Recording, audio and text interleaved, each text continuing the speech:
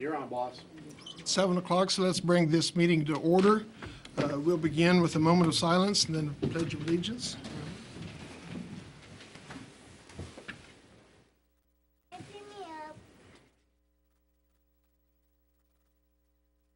I pledge allegiance to the flag of the United States of America and to the republic for which it stands, one nation, under God, indivisible, with liberty and justice for all. Now we'll have public comment. First will be Mr. Red Dunham. Nothing tonight. Thank you. Daniel Zeller. How you guys doing tonight? My name's Daniel Zeller. I am alumni and coordinator of St. Xavier High School alumni game this year. I'm here tonight to inform you that we are down to the last 96 hours before the first ever alumni basketball game in school history. This year's alumni game started as an idea that I came up with in January of 2014. It has now turned into an event that will go down for ages. Excuse me. You will get in one night, one place, former players, former coaches, a current head college coach, Hall of Famers, state champs, a film director, and former priest with a bishop.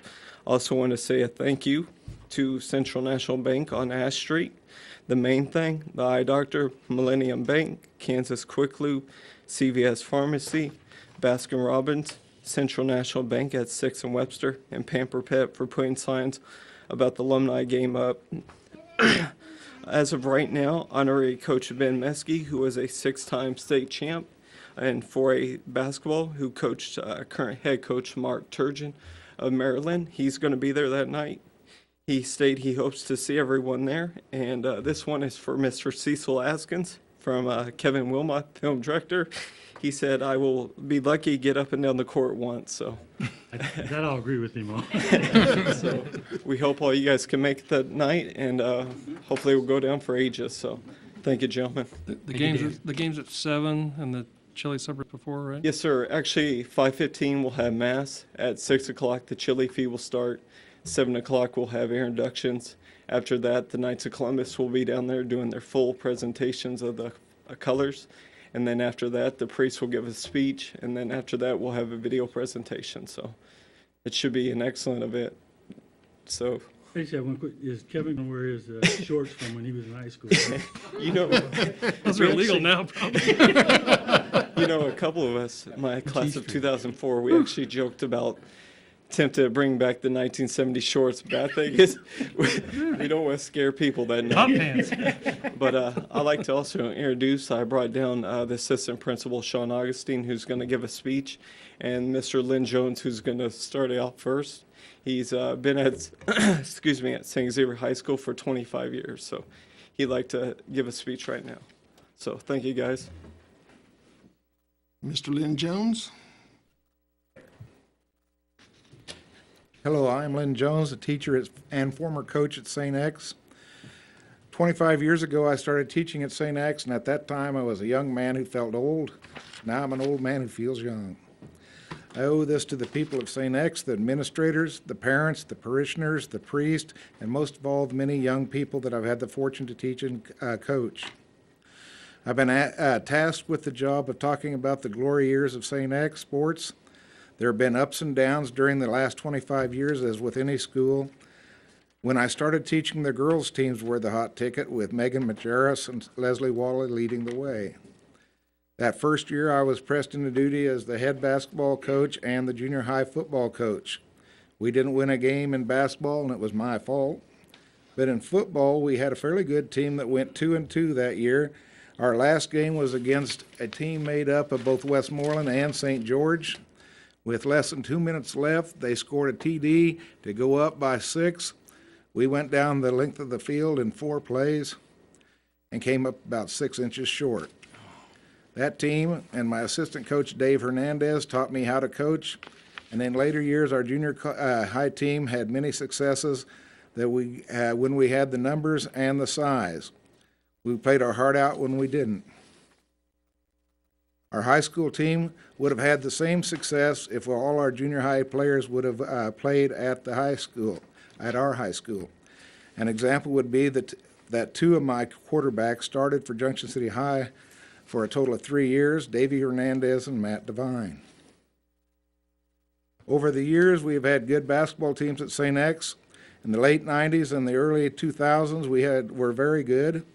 I never knew where all the tall kids came from, though, for those teams.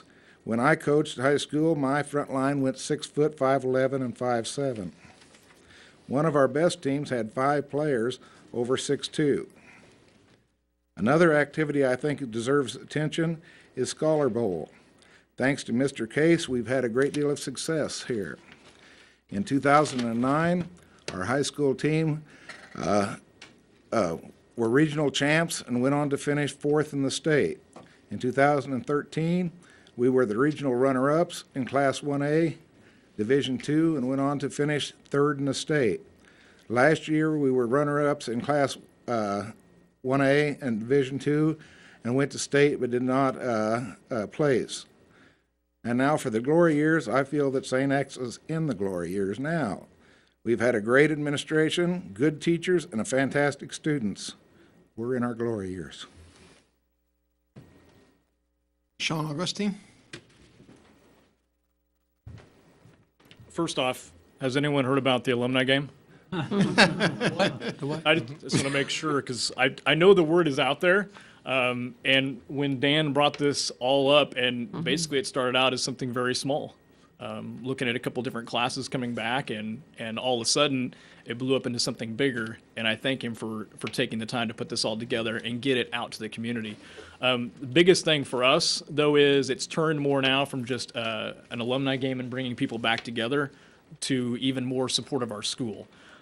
Most of you probably heard at this time we're at a $50,000 deficit due to operational costs, and we're working at this point. I think we're up to about $21,000 towards that $50,000, which is a great start due to it's only been about 5 or 6 weeks since that word's been out in the community. So overwhelming response so far. We're hoping the alumni game gets even more people out in the spirit, brings more fans and people back in the stands, obviously, not only for the spirit of the team, but for also the spirit of the school. I think the big thing right now is I know that in this community, St. Xavier is something that is needed here. If you ask any parents, any students in our school, they don't want this school to go away. And when they hear things about it possibly going back to a K through 6th grade school, they don't want that to happen. They want to see their middle school kids be high schoolers graduate, and that's what we want.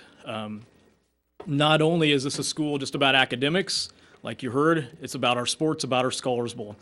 But the big thing for this alumni game is we're going to have a chili feed at 6 o'clock, right after Mass, like Dan said. That will be a $6 chili feed. Basically, you're getting a chili bar and a bottle of water. That will give alum and as well as anybody in the community a chance to come down and visit with everyone before the game. Then we'll move into the gym. There'll be several introductions. And then we'll get to the game, which will have a girls' game, which will be a mix of our alum as well as our current girls team, and then we'll have our boys team, and that'll be a mix of our current boys and the alumni again. So very excited about the evening. The other thing that we're asking is as you come out that evening and spread the word, it is a free will donation to come into the game. So whatever you would like to give that evening, we would appreciate your support. We're going to have silent auctions going on throughout the night too. Some of those auctions, I know I had our present high school basketball boys coach Eric Powers is donating a KC Royals baseball signed by closing pitcher Greg Holland. And so I think that may be something that would interest people. There was also someone, an anonymous donor, they don't want anybody to know, but they're donating a diamond ring that's worth over $1,000. And I know that we have things from zoos in the community, not only just here, but in Salina. We have here in town, Hampton Inn's giving away a free night stay. There's just people from all over, not only Junction City, but from surrounding communities that are coming together to help us with the silent auction. So anything that we can get that night, obviously, is going to benefit the school. And it's about bringing us all back and keeping something that we want to have for the years to come.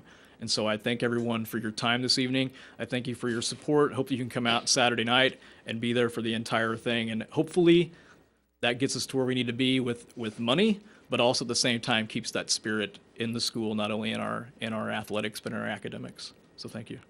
Thank you, Sean. Thank you. Thank you. Rachel Gaudian? Okay, thank you. Kathy Zimmerman? No comment. And John Stewart?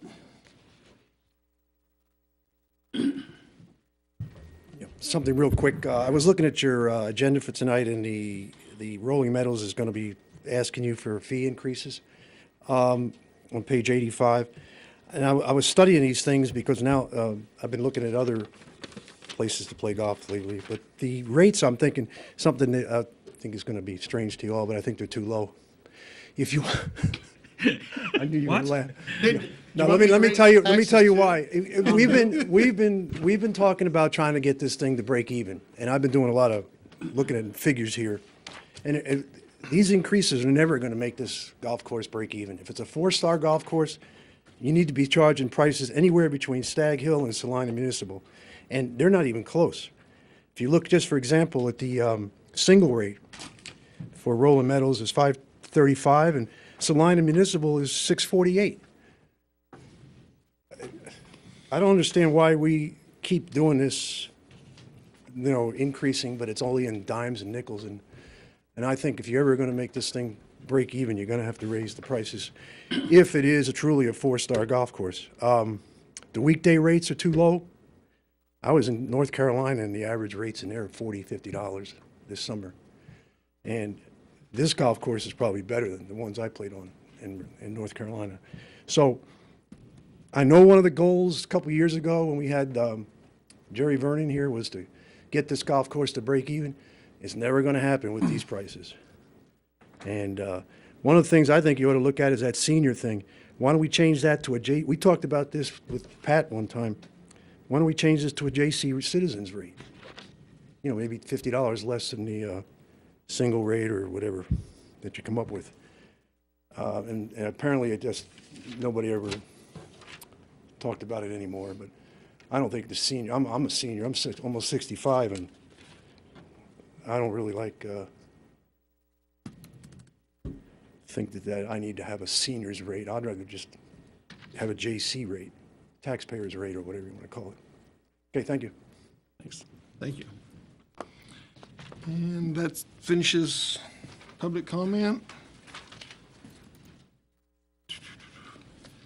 Next will be the consent agenda.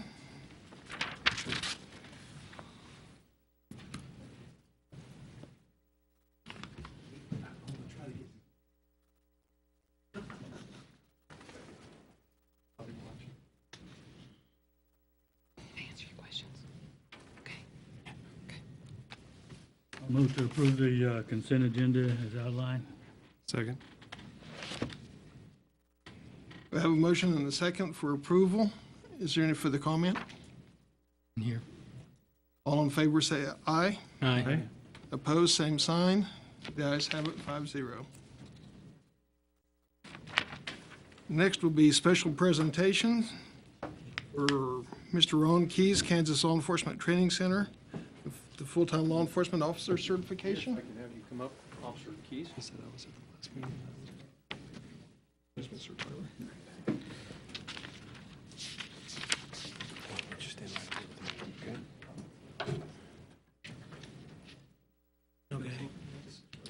Mayor, Commissioners, thank you for allowing me to come before you tonight. We're here tonight to honor Officer Ron Keys. Ron has now received his Kansas Commission on Peace Officer Standards and Training by his graduation from the Kansas Law Enforcement Training Center. Ron graduated on or about November 14th of 2014, and he has successfully completed all of the prescribed requirements and therefore is awarded and hereby awarded this certificate as a full-time law enforcement officer for the state of Kansas and the city of Junction City. Ron has began his field training officer program. Will be in that for a number of weeks still, and should be out on his own sometime shortly after the first of the year. So we're very much looking forward to Ron's participation and contributions to our departments. We're just glad to have him on board, and I want to commend him personally and for his graduation from the academy. Ron, congratulations. Mayor, if you could put that to him, I'd very much appreciate that.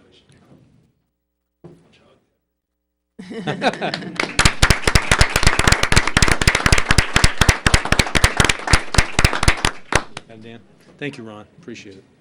Great job, Mayor. Ron. Great job. Congratulations.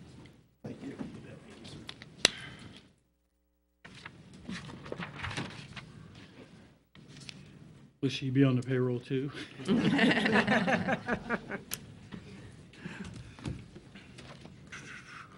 Next will be consideration of an appointment to the Economic Development Advisory Committee. Susan here? I don't see Susan. This is to replace Tom Savosky, who has, does not wish to be reappointed.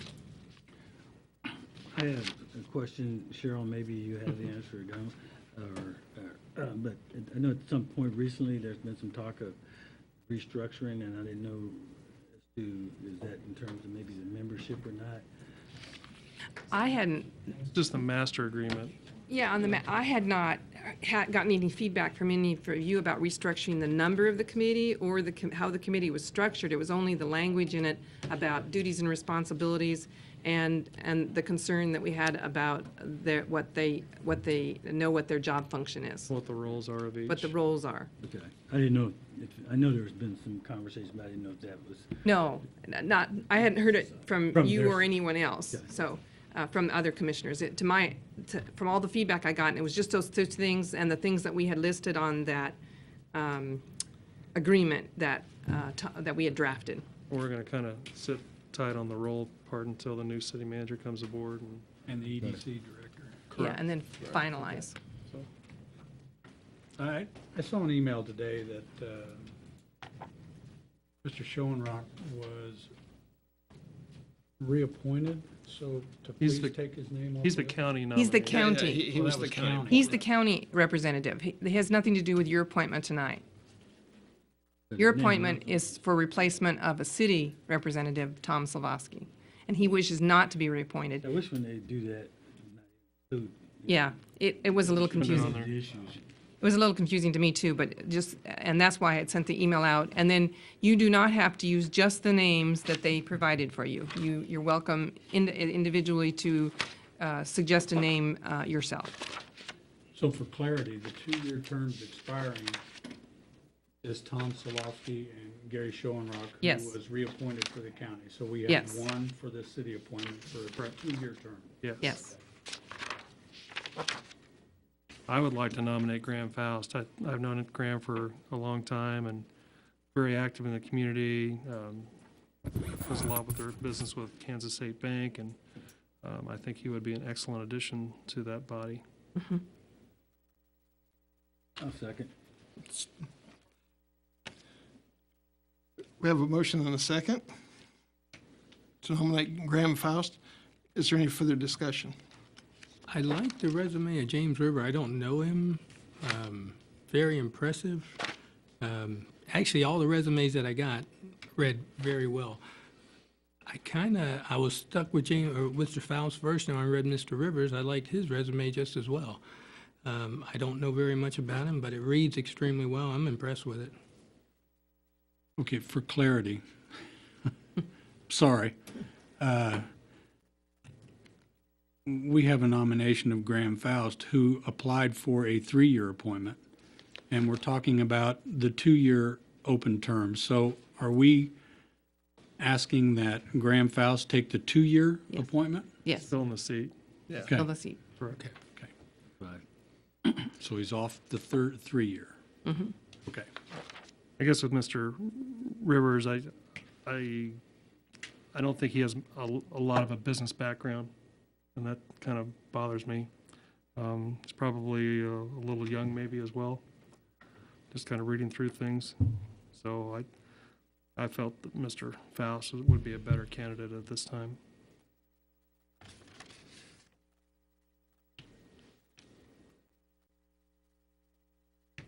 And I thought that Mr. Faust had more experience than the other candidates.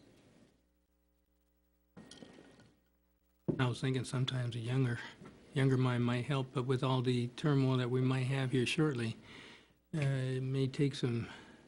I'd still like to see him, and I don't want to discourage anyone from applying. I want to make sure that individuals like this continue to come forward, because these resumes were great. Any one of them, I think, would be able to do the job, but again, I don't know him. I know his resume read just as well as Mr. Faust, but I didn't see a lot of business background yet. But he's got potential, and if he wants to get in there at a later time, I'd love to see him come back and apply again. No further here, Mayor.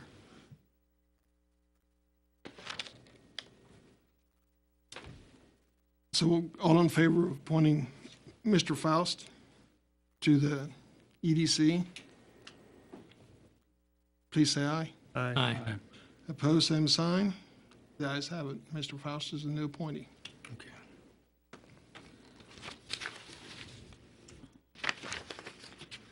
And next will be a public hearing for our 2014 budget amendments.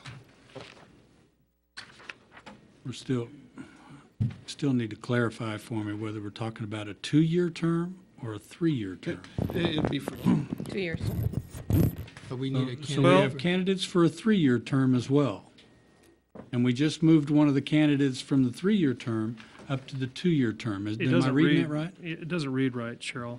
That's what I'm having difficulty. On page 53, you list Sean Rock and Slofsky having 2-year terms expire. And then the candidates are listed under 3-year terms, starting in Okay, 2015. the reason that they were a 2-year term was that it was the beginning of the master agreement, and they had to slot them in terms that would make it so only 2 candidates were replaced every year. So even though it reads that it was a 2-year term, you're not replacing them for a 2-year term, you're replacing them to be a 3-year term. Okay. Okay. And then once that, Part of the it was to start the agreement off, so that then every, So there's an offset. It was to stagger. the staggering. It was It to was the stagger. staggering that caused that to be a 2-year term. Right. Future, they will all be 3-year terms. But that, to begin the staggering is why they had a 2-year term. Okay, that clears it up. I was just Yes. confused on if there It was is a 2-year and a 3-year. And remember that they also have, that they only can serve on the board for 2 terms. So any one member on the board can only be on the board for 2 terms. So the maximum number of years they could be on the board is 6 years, once the staggers, well, or 5 years to start, and Once the stagger is over, then it's 3-year terms from that Yes. point on. Okay. Okay. That cleared that up for me. Me too. Okay. I was- she doesn't quite word it to make it easy to read, but that's how that started, was because of the staggering. Thank you.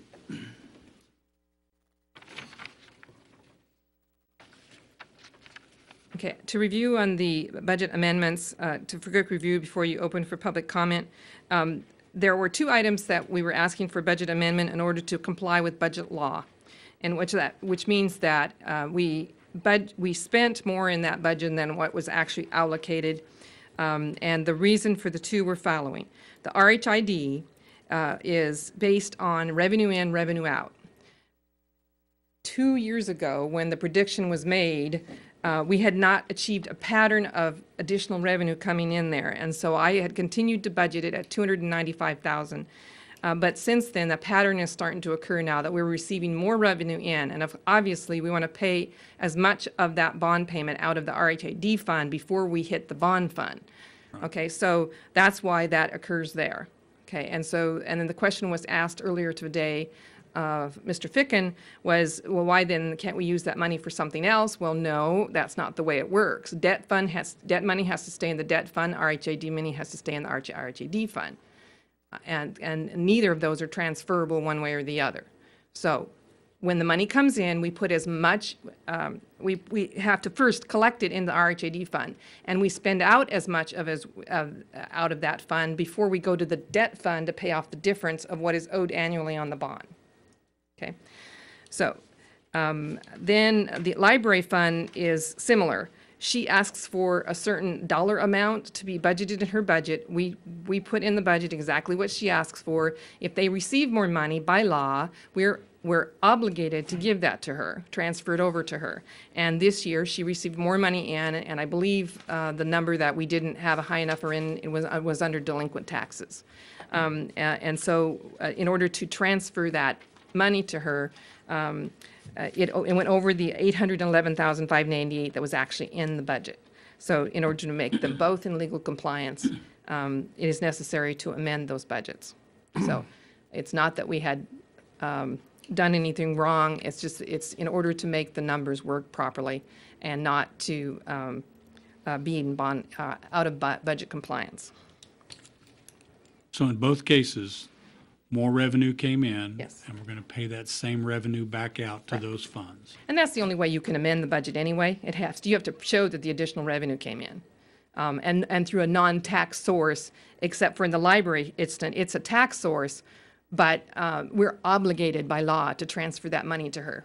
And it would make an automatic budget violation if I didn't amend the budget so that I can get the money to her. And so that's just a legal happening there. The library receives 4.5 mils, correct?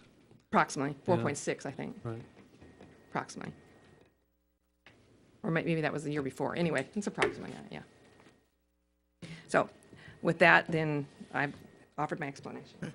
And this is a public hearing, so we'll open it for public comments. If you have a comment, please come to the podium and state your name and address.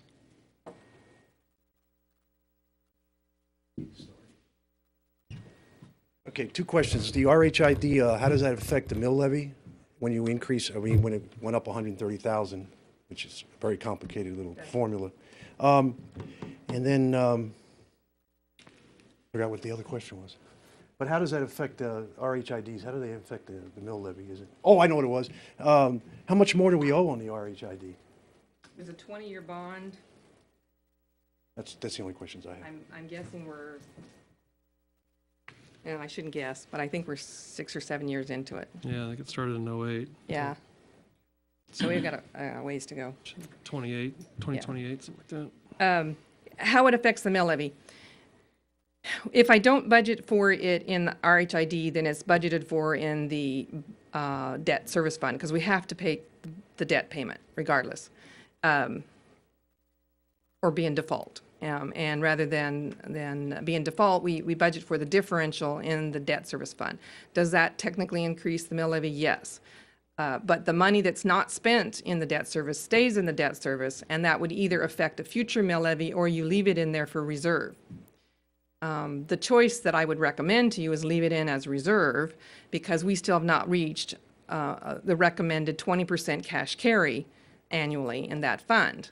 Remember, that's a fund that's approximately $14 million a year, and so to be in compliance, well, not compliance, there's no compliance, recommended 20% cash reserve that the bond company or the Standard & Poor's and the agencies would like to see us have in those funds, and what's a standard practice now, you would have to carry $2.5 to $3 million in cash reserve, and we have not reached that. So any money that I can't transfer money out of debt service, period, end of story.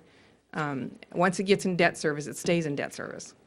It either pays down debt or it stays there as cash reserve. Or it lowers the mill levy, which I would not recommend until we reach the 20%. Regularly, annually, get a 20% cash carry in there. Sure. Over the last couple of years, though, on the library part of that, have they, I want to say basically the number's been under budgeted and then they took in more money? Yeah, but because that's not a budget that I control or have any part of, I don't know what they plan on for any extra through delinquencies and all that. We budget for, Right, not but in every But budget. the numbers that they've been giving you, which in a sense affects the mill levy. Yes. They've been, I guess, on target to. Yes, to- yes. okay, Yes, that's they what- are. So no matter what, you're going to have to plug in a number for them. which Yes. may- And they haven't been asking for, I think it's 3 years in a row, they've been asking for about the same amount of money. So it isn't that they've added to the mill levy problem or issue, or even, but they haven't asked for a decrease either. I mean, they've stayed pretty level, which is where, long-term, you would prefer to stay them at a level and not a roller coaster.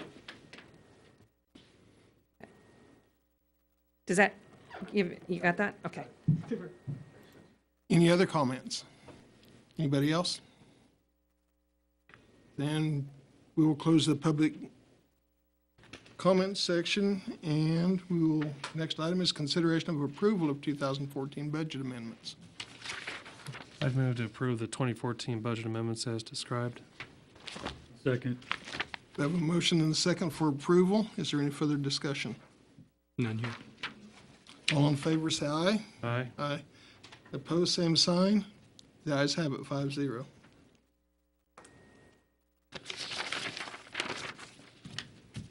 Next will be consideration to allow City Attorney Logan to draft legislation regarding land bank law.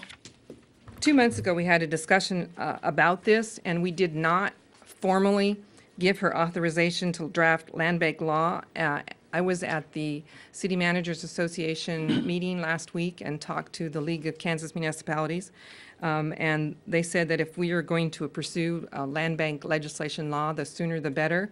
They were very positive about supporting us on that because it ties right into what they want to do legislation on for blight issues with private property owners. But anyway, they felt that they could tie that legislation together and be extremely supportive of it. They felt it was very good. At the area LKM dinner that they had for talking about it, several of our staff members individually talked with our local legislatures as well as some from the other neighboring counties. They all were very supportive of the idea of what we were trying to do. But we need authorization from you for her to draft that. You might mention that I did request the AG opinion. Yes. I did get a confirmation that it's under consideration about maybe 3 weeks ago, but we have not had. And this legislation is about allowing banks to reamortize the specials over a longer duration Right. than what is remaining. Because the current land bank statute says you can forgive installments, but it doesn't allow you to basically take what's remaining Stretch and it out. reamortize it over a longer period. Now, we're not asking for reamortization of the bond payment. We're only asking for reamortization of the collection of that from the property owner. Right. It's the assessments against the property, not. Make the Because property the more bond payments are attractive if your fixed. You payment's can't, lower each month. you can't change those. So- And there's under current law, there's a old AG opinion. It's before the land bank statute was created, but just in general, there's an outstanding AG opinion that says once you've imposed those special assessments against the property under 12.6A01, which is what these are, you can't reamortize them. So this would overcome that past AG opinion. It would make it clear in the land bank law only that we could do that. Yeah. And so the league agreed with Ms. Logan's opinion that by going forward with legislation, it just clarifies it completely. And then there was no shadow about whether we could or couldn't do it. And I think we can garner support for this because it doesn't really have a financial impact. In fact, it's helpful for reselling the property. And even had a discussion with a developer today about that, and all of what I told him about the land bank was very exciting to him. In addition, he goes, well, that would be wonderful if the legislation would allow you to reamortize it because it then helps sell the property back when they get a house built on It'd be it. a very simple amendment to the Yes, current we're not law. talking complicated. We're talking, a sentence or two. For me to draft it would be very quick and That would easy. help them. Huh? That would help them. Yes. Yes. Well, and by authorizing her to do that, we'll get it back, and you're also authoring us then to go to the legislature and lobby for getting it passed. I had another issue regarding once a property is sold through the land bank, and let's say that property goes back into foreclosure. Could we set it up such that once a property is in the land bank, it gets sold? If that property goes into default, it could revert directly back to the land bank instead of going through the county again, having to do another tax sale, spend money on tax searches or lien searches and all that stuff, and go back in. There's your complicated issue. Yeah. Well, I see a couple of, well, first of all, if we didn't do it legislatively, you'd have to do it by contractual agreement. And I don't know, I mean, if most of your buyers are going to be putting liens against the property of some sort, I imagine. I mean, they're going to borrow money Banks. to acquire the property, and banks would be reluctant to loan money if there was some sort of automatic reversionary interest back to the city or the land bank. Land bank. So that's what, going to the county tax sale forgives all those liens then. Yeah.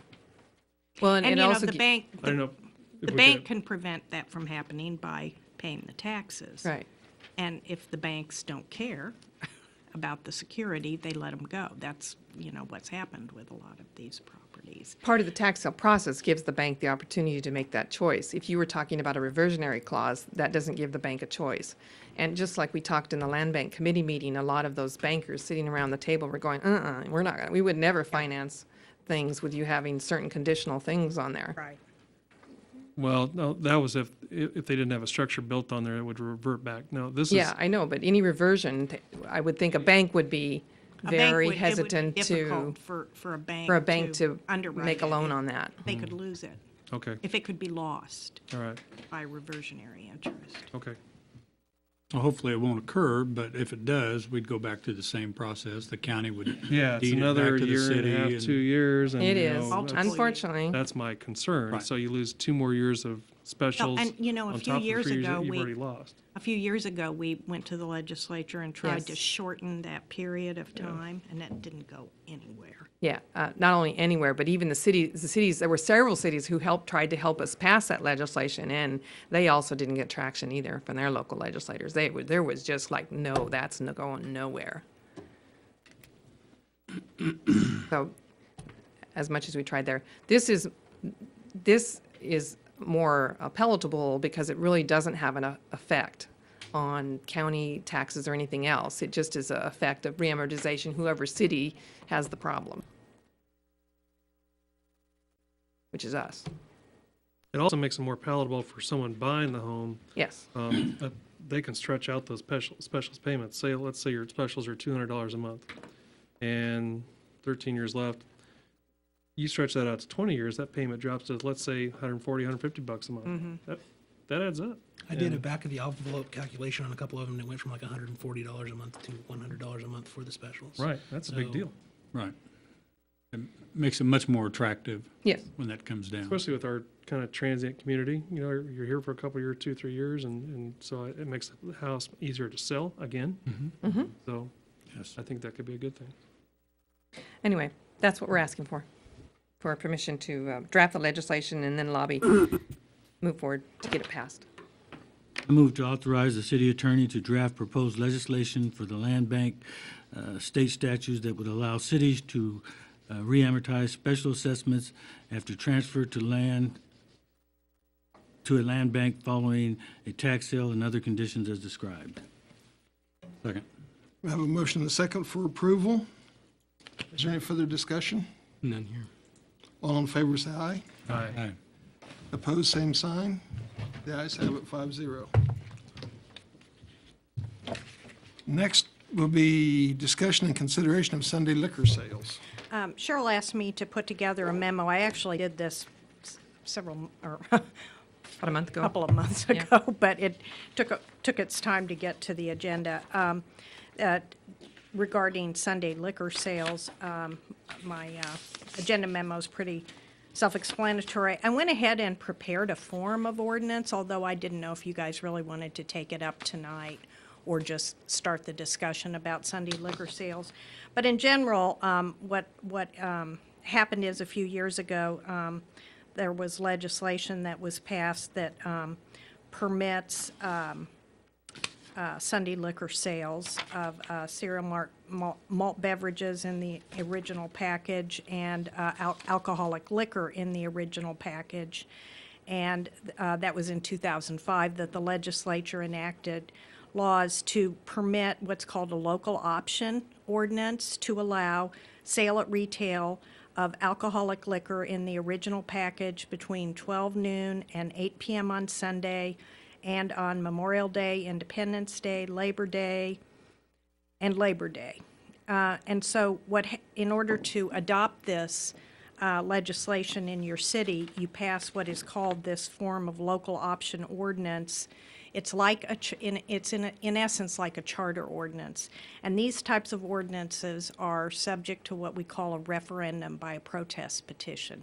So what that means is the differences between this kind of ordinance and a regular ordinance is, first of all, it has to be published for 2 consecutive times after passage instead of 1. An ordinary ordinance only has to be published 1 time. And then, but the bigger piece is that it doesn't become effective earlier than 60 days after the second publication if within that period of time a protest petition is brought signed by qualified voters of the city, equal, in this case, it's equal in number to not less than 5% of the voters of the city who voted for the office of president in the last preceding general election for president. I don't know what that number would be. And then a form of ordinance is attached that would permit those Sunday sales.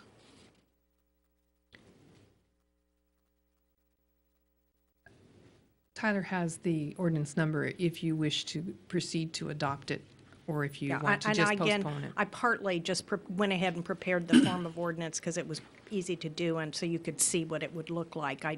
You know, certainly may want to consider it at a later meeting, but anyway, if you are inclined to pass it, then, you know, it would not become effective For 60 days. until that period of time had passed, and if, in fact, a protest petition was filed, then it could not become effective unless you put it to a public vote.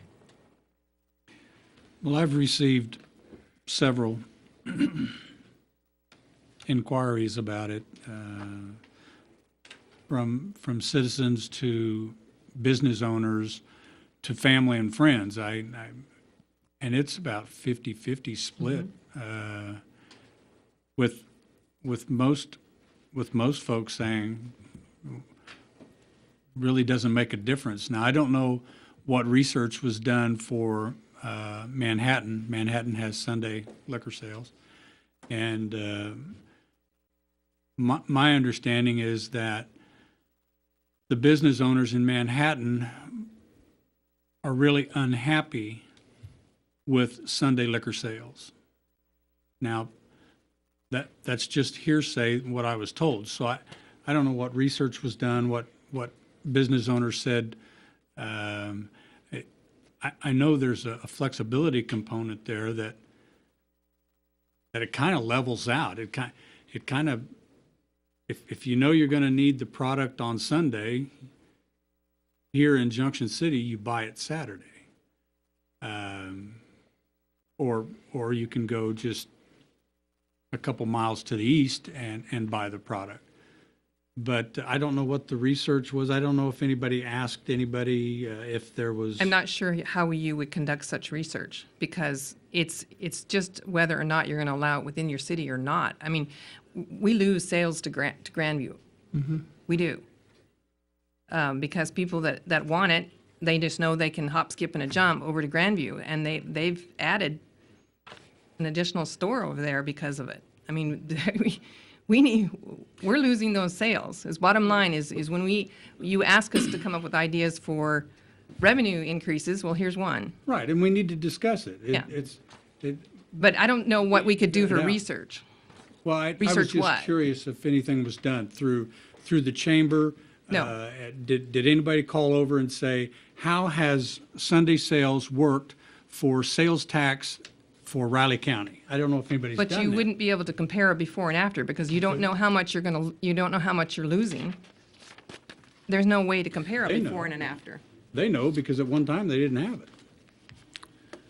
The conversation, I had a couple of, I was wondering. I had a couple of calls too, and part of that conversation was a relationship. They were against it, one, because they said, one, they would have to add on additional employees and stuff, and they questioned the amount of sales. Basically, if I now have to open on Sundays to do this, I'm probably going to be losing money. That's the conversations that came to me. And then it was also brought that apparently, particularly one of the owners, that from talking to the liquor distributors, in terms of Manhattan, and I'm going by hearsay, is that basically they really saw no change from from the sales, because basically you just have, if I'm used to buying on Saturday, now I know it's Sunday, so there wasn't all of a sudden that, the sales of alcohol on Sunday just goes up because they switched over. That basically they're about the same as where Saturday went where- down, Sunday went up. Yeah.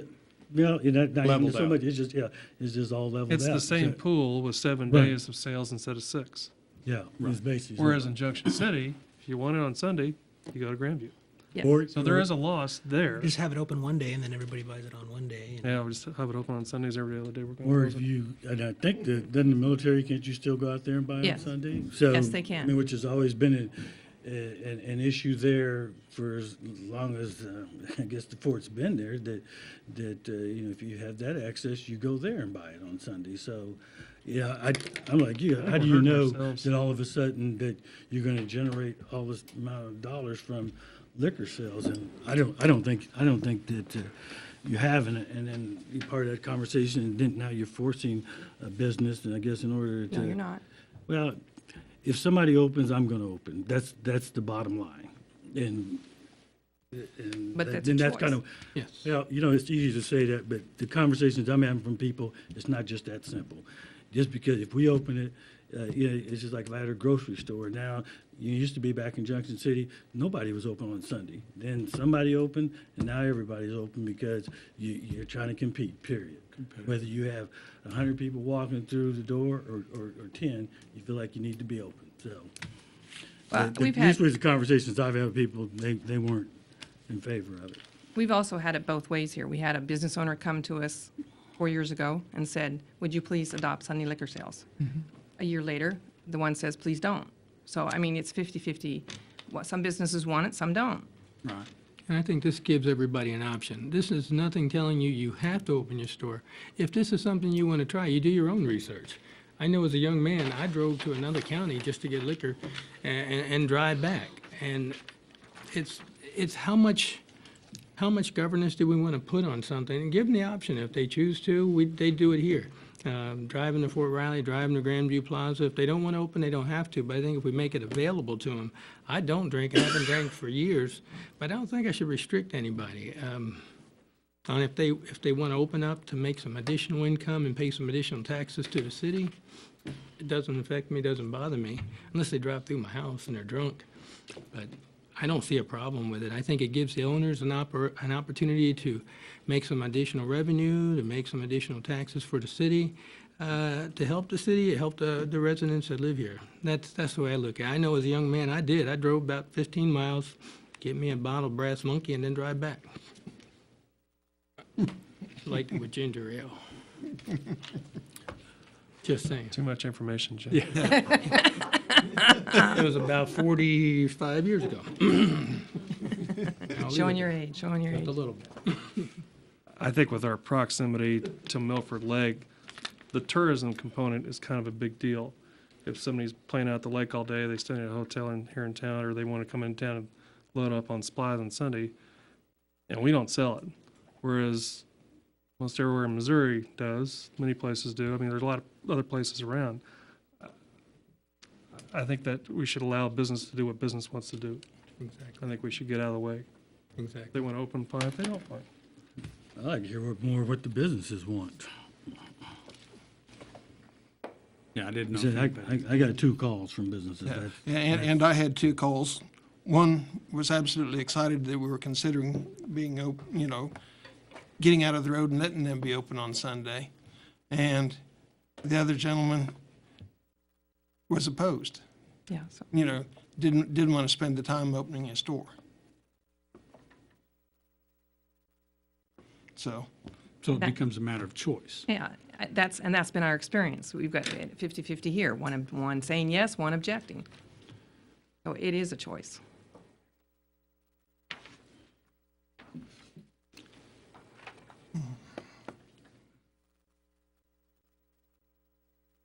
Well, And then- it certainly doesn't have to be taken up No. tonight. Oh, I gosh, no. really want to make a point. I went ahead and drafted a form of ordinance so you could see what it would look like. Well, and I'd like to get a little more feedback, and I believe that it's prudent to table it. Absolutely. And then I want to make sure that it's clear to those that are listening is that after or before that 61 days, if there's 5% of the voters in the last general election that file a petition to put it on the ballot for a citywide vote, Yes. they can do that. Yes, now, let me add to that, Okay. two things. First of all, I do have a bit of experience with petition issues, and protest petitions have to be done the right way, and in my experience, people tend not to do them the right way, so it has to be done right. And then, if that happens, there is the added expense of putting it to an election, which you would be required to do, and I don't know what that would cost, but would have some cost associated. But can't you just put it on what the next regularly scheduled election is? Or do you have to put it on within a certain time Now, period? do you have a city election coming up? Yes, in April. April, okay, yeah, you probably, It You meets just all add the it- criteria. you you would add it. probably could put it on that election, so that'd be good, since you have one coming up. I'd forgotten that you did here.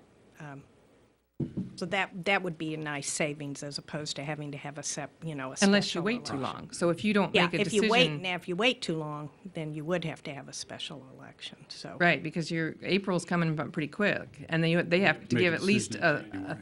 there's a certain time period you have to notify the clerk before you can put anything on the ballot. Right. That's usually 45 days prior to the election. There's a it? time period, Well, then, we'd Feels be, like we're already too late. yeah, we're already too late probably for already that. too late. I mean, because she's got to prepare the ballot.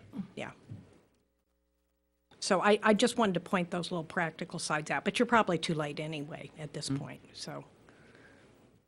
So it would require a special election. Now, the one thing I didn't look at, and I should have, and I certainly could have an answer to you by the next meeting, is whether this is the kind of election you could have by mail-in ballot as opposed to, an actual election. That might be less expensive. That usually are, yeah. So, I just wanted to point those little features out, because, Okay, my math must be really off tonight. April is like 5 months away, right? well, it's 4.5 the months, beginning of right? April, but the ballots have to be prepared. 45 days prior to 45 Let the I 60 think. days run, it's going to be really tight. It would be tight. Tight between the 60 and then the 45. They wouldn't have enough time to get a petition together and pretty much guarantee it. I don't think. Well, the 60 days starts to run from Soon as it's- but see, if you passed it on January 5th, then it has to be published once the Weeks. next week and once the week after that. And then the 60 days starts to run. Then the 60 days. Yeah, Yes. it doesn't start to Not run up- until not the. upon approval. No, Okay. it's from the date of the second publication, and Okay. 2 publications are mandatory. Probably a week apart, right? Yeah, a week Yeah. apart. If you So that kind of adds another 2 weeks That to, throws a lot of days in there. Yeah, if you Yeah. if you did it tonight, it would be awfully close. yeah. Okay, So understood. just some little practical things to be aware of. Well, I'd sure like to hear from you. If we tabled this for 3 weeks, we'd have 3 weeks to hear from people.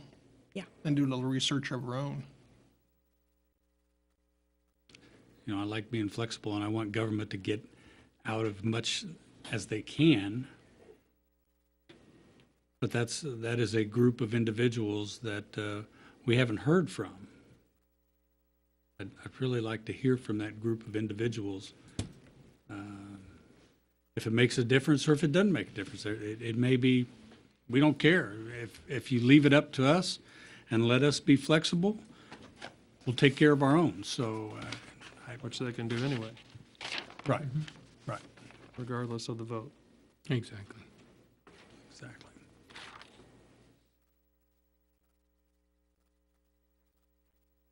So what is the will of the commission? I make a motion, we table it.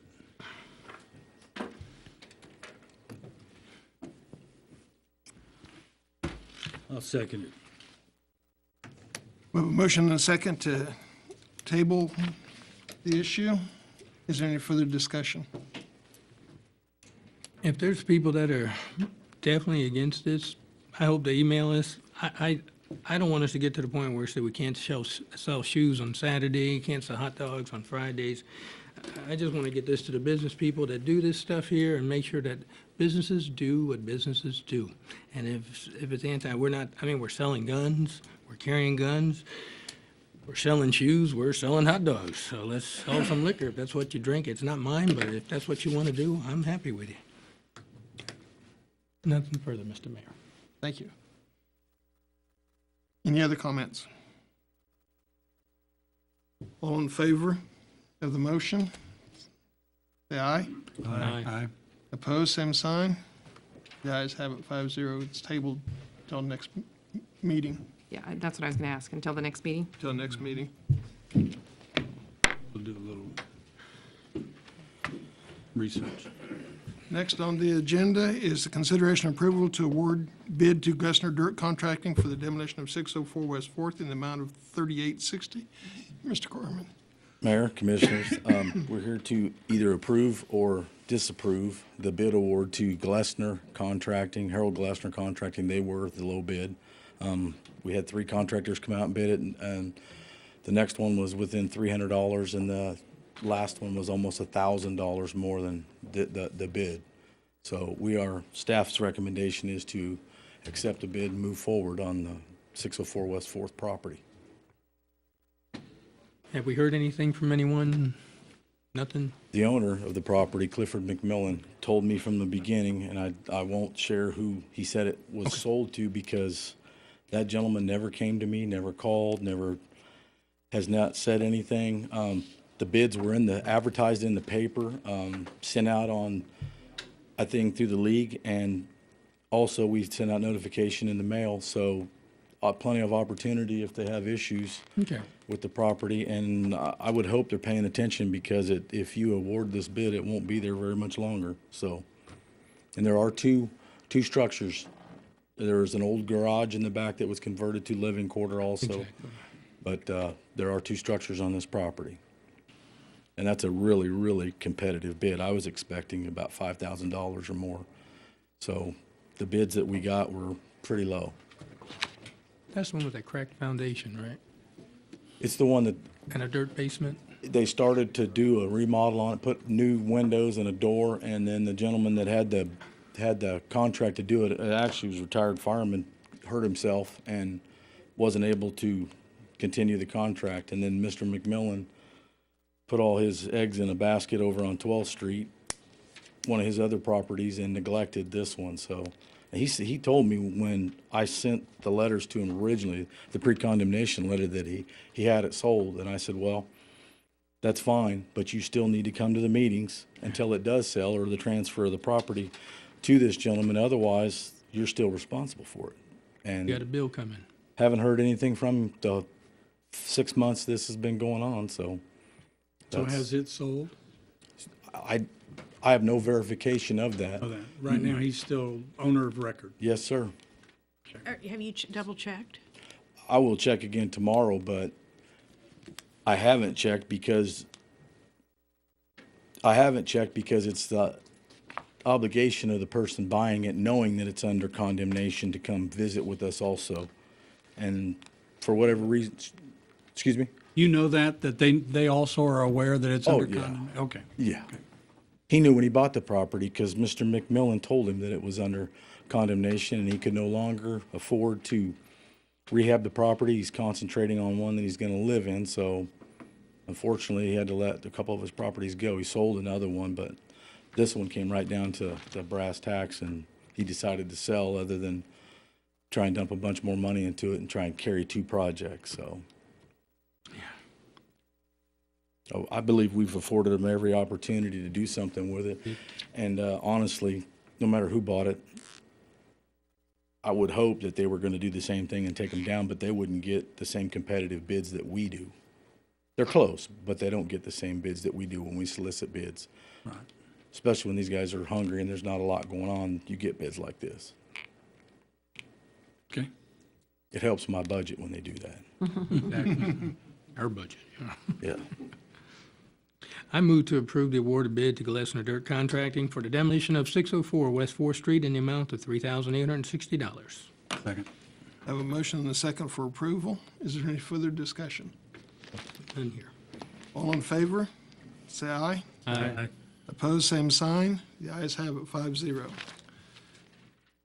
Next on the agenda is consideration and approval of Resolution 2775, setting a public hearing date of February 3rd, 2015, to address condemnation of 201 East 14th Street. Mr. Corman?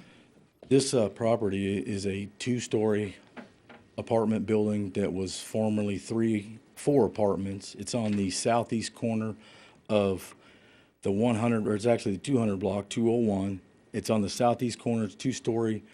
The front porch has a overhang on the front and on the west side, and it's completely, it's similar to the porch on Mr. Haynes's property where it's fallen in. The whole porch would have to be replaced. The foundation has crawl space and cracks, and water runs down into the basement of this structure.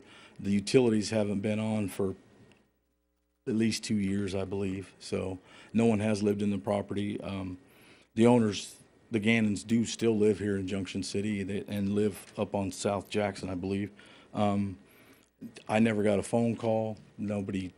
No, I guess that I don't know if they want to just let the property go, but I got no response at all, no, to my letter. No phone call, no nothing. I haven't heard anything from Cheryl, so they haven't called management either, so. Is this property secured to where somebody can't get in and get hurt? Yes, sir, it is. All the doors are locked. There's any broken windows. There's 2 or 3 broken windows. They've actually got plywood on the inside of them. I don't particularly care that way of securing it. I'd rather the plywood be on the exterior, but we'll deal with that if it continues to be a problem. We'll treat it as a blight and write them a blight letter and secure the property until they decide if they're going to rehab the property or let us take it down by condemnation. But as I stated, I have not received any correspondence from anybody on this property. Staff's recommendation is to try and set a public hearing and move forward. I move to approve Resolution 2775, setting a public hearing date for February 3, 2015, to address condemnation of 201 East 14th Street. Second. We have a motion and a second for approval. Any further discussion? None here. All in favor, please say aye. Aye. Aye. Opposed, same sign. The ayes have it 5-0. Next on the agenda is consideration. Thank you, Mr. Corman. Next is consideration of Spin City use agreement. Good evening, Mr. Mayor, Commissioners. Back in, I believe it was July, the Stone Cold Foxes Roller Derby Group approached the city interested in using Spin City for their practice facility and to conduct bouts. We met with the group, Spin City staff and our management and myself, and what we decided to do is in September, we kind of did a trial, on a trial basis. The team started practicing at the facility, and then they held one competitive bout. Everything went real well. It was beneficial to the facility, and they really liked the facility for their use. The one bout they had a good turnout. And so what we're looking for tonight is we just want to go ahead and put this in a formal one-year agreement to be looked at every year so they can use the facility. If you have any questions, I'm happy to answer them. And also Megan Sage and Lindsay Barton are up in the audience. They're with the team. One question I have, Yes, sir. Studying this, reading about it, I've talked to a few people, and they were wondering whether there was going to be room for an audience. Sure. Sure. Yes, sir. We'd love an audience. Yeah. In the agreement, yes, in the agreement, there's a schedule for them to practice when the facility's closed. And then also, I think we have 3 or 4 times a year they've agreed to hold a minimum of events at the facility when we would normally be open, and it's open to the public. So, and I think it's a good thing for the facility too. It just, kind of stirs up interest in roller skating as well as anything too. That was my thought. Yeah, When I that's kind of the way looked we're at it, looking I at thought it. this is a great thing. Yeah. One of the things we've discussed is on our you like to evening come up? bouts is we would. No, yeah, please come to the podium. Yeah, if you don't mind. And state your name and address, please. Lacey Nelson, 922 Cadence Lane, Junction City. I've been with the team since February, vice president on the board. I'm brand new to roller derby. This is my first team, fell in love with it. It's a cool sport a cool thing. It's not just a sport. It empowers women, do a lot in the community. But yes, we would bout 3 to 4 times a year here locally. Kansas has a lot of teams, believe it or not. That Salina, Hutchinson, Topeka, Emporia. Seems like I'm forgetting somebody else. Wichita. Those are just some of the local teams that we would bout that would come here, and we would also go there and participate in bouts. Our home games, what we would love to do is once our bout is over, the team is going to stick around and skate with the audience and fans. We want to build up a fan base as well, and get those young kids interested in roller skating and maybe playing derby. So we would stick around and continue to skate with the audience, the fans, before we left. Thank you. Ed, explain the liability issues. As per all our contracts, they are required to carry the minimum insurance just like all the other contracts. And it's in the agreement. They will provide it. And indemnification for the city is also in the Exactly. The city is listed on the insurance as a covered. As an additional insured. Yep, additional insured. Good. Is there a set season? I mean, is this like a summer, spring, fall? There's a rough season. Right now is our off season. No practices for the month of December. We'll start practicing back up in January. Some bouts start as soon as our first bout will be February 21st. It's an away bout. Your summer months are typically your off on months, and then November, December, January. Slow practices, no bouts. Make sure you get us on your distribution list. Okay, yes, sir, will do. Our bouts are scheduled, if y'all approve the contract, we'd have a bout here in May, July, Just go for it. August, and October. So we would have 4. I think those are our 4 that we'd have here. Okay.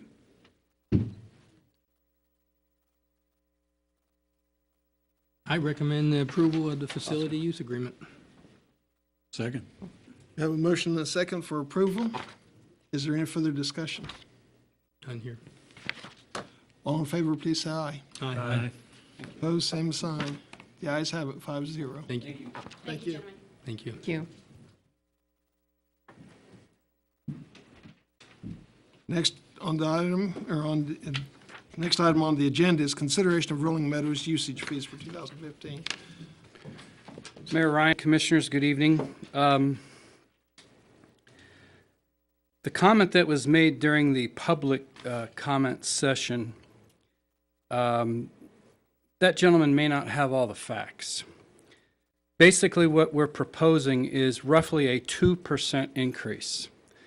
I can't say that all of our clientele received a 2% increase in their incomes over the year, this past year. So to go beyond 2% would be ludicrous. I've also had multiple conversations with current clientele. There is quite a bit of competition in the area. And if we were to become, I will use the term greedy, for lack of a better term, but if we were to get a little bit greedy with our proposed figures, we will lose those people because there is competition. They will go to Stag Hill. They will go to Custer Hill. I don't know that they would drive to Salina Muni, but we will lose those people. I've had multiple conversations with many of our current clientele, and if we get a little bit out of hand or greedy, as I said, we will lose them. So what we're proposing is roughly 2%. In some cases, it's rounded down. In some cases, it's rounded up. On the daily fees, there is only a change to the twilight rates, and that's because last year we had an increase in daily fees that was beyond 2%. So to raise again would be greedy, and we would just lose a lot of our clientele to other facilities. I think 2% is very fair. I discussed it with Mr. Lazier, with Ms. Beatty, and 2% is typically an increase to what people receive in their paychecks. So I think it's affordable. How's the usage?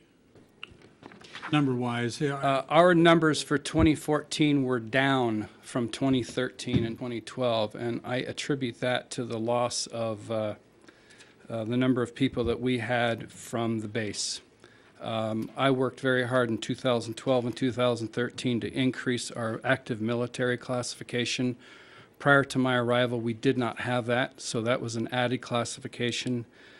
We had a growth of over 60 people in a 2-year period that became annual fee payers. And of those over 60, we lost about 90% of them to deployment. So hopefully they will return sometime soon. I'm being told that those that were deployed should return in February, and hopefully they will return to Rolling Meadows. So that will be an area that we will strongly target in our advertising this winter and this spring.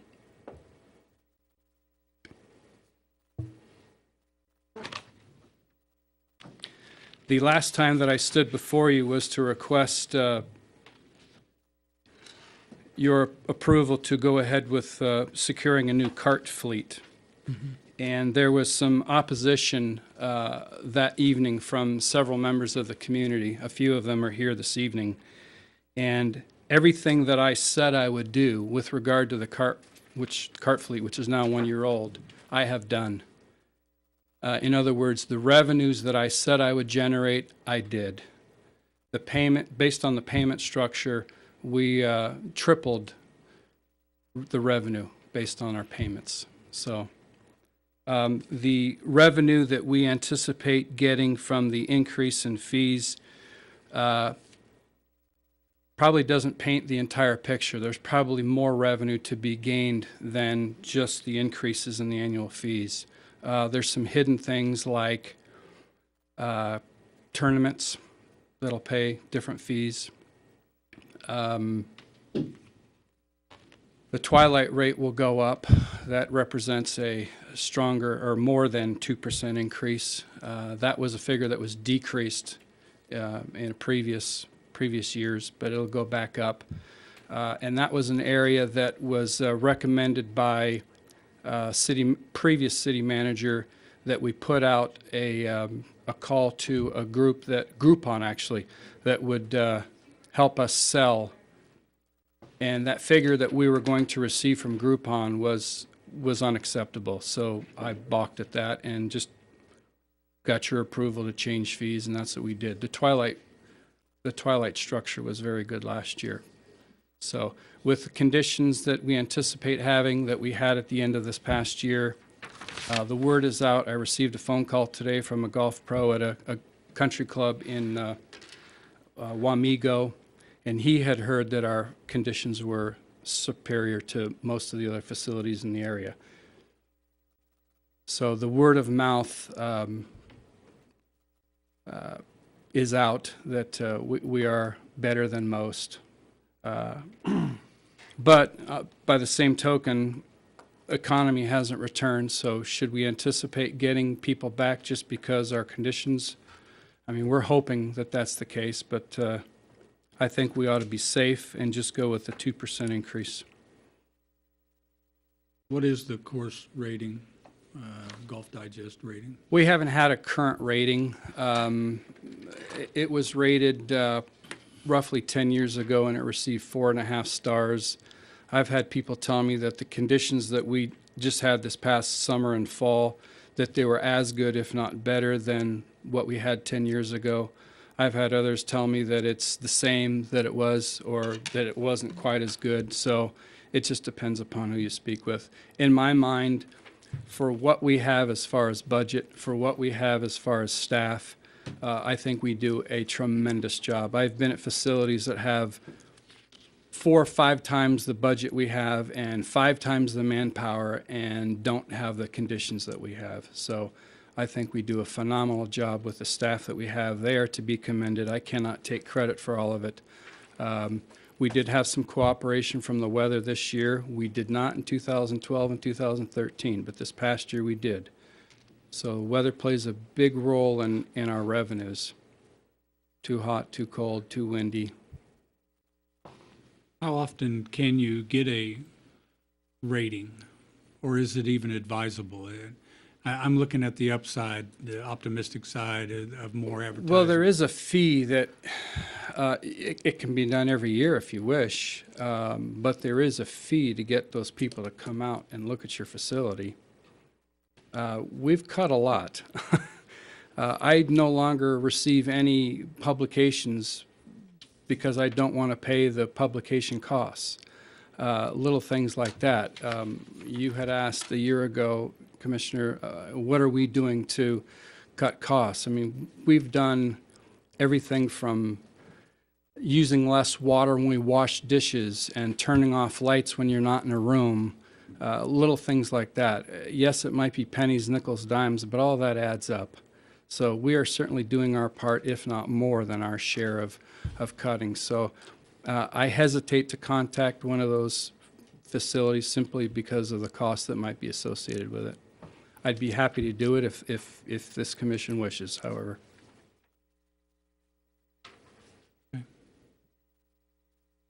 Mr. Bernstein, do you still have your golf advisory board committee? Yes, we do. Okay. We're probably going to have a year-end meeting, but probably after the holidays. Okay. Roughly how much does one of these ratings, I mean, I don't play golf, so if we wanted to get it rated, so we put it onto the Geary County Convention and Visitors site, when people say, hey, what rating is your golf course? So, oh man, we have like a 29-star golf course. I don't know if that's possible, but I just figured I'd throw it out there. It's certainly possible, sure.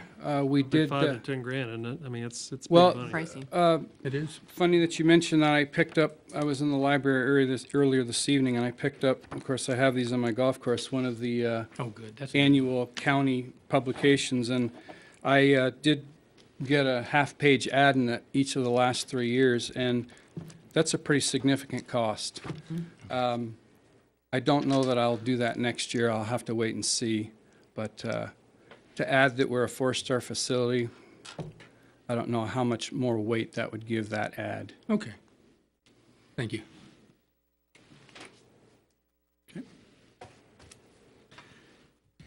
I recommend the approval of the proposed 2015 Rolling Meadows rate schedule. Second. We have a motion and a second for approval. Is there any further discussion? Yeah, I've got a few comments. I didn't get a chance to make them. Nothing has ever been done for the Junction City residents that support that place. Nothing. I've made recommendations before that, you know, we're the ones paying the bill out there. You know, everybody else pays the same rate that we do, so we get kind of a double whammy. You know, I have asked us to raise our rates, and maybe we do some type of you know, chamber bucks or something like that for Junction City residents at the end of the year. It's not happened. Twilight rates are still $6 less than Stag Hill. Weekday rate, $5 less than Stag Hill. If somebody's telling you that they're going to go play over there and pay more money, I think that's just a threat. I think it's silly. I don't buy it. You know, if we want to make some more revenue, I think we need to charge more. That's me. Like it or not. Have we raised rates? Yes, we have, because they were horribly low for too many years. You're playing Twilight for $6 5-6 years ago, right? That's, you can't even keep the lights on for that. So have we increased things? Yeah, we have, and you know, a fair amount, but we're still below everybody else within 15 minutes easily. We need revenue, plain and simple. And I still don't see anything that shows a benefit for Junction City residents. That's my problem, and nothing's ever been done to address that. So I don't support it.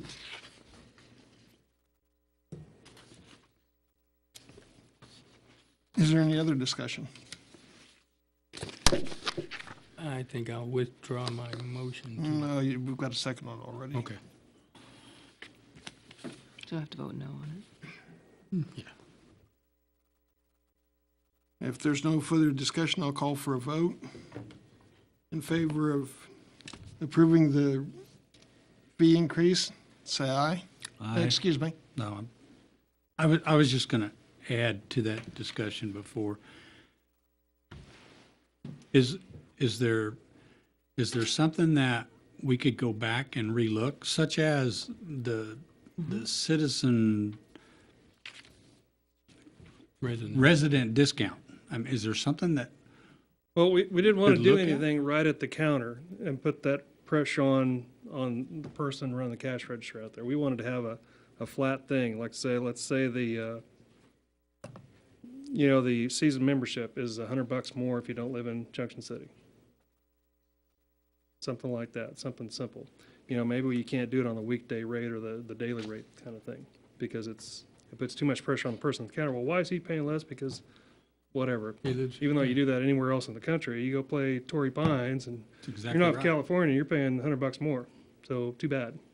But around here, everybody gets a little tight about that. So Did this discussion come up in the advisory board meeting? I'm not a part of that. Oh, I thought you were.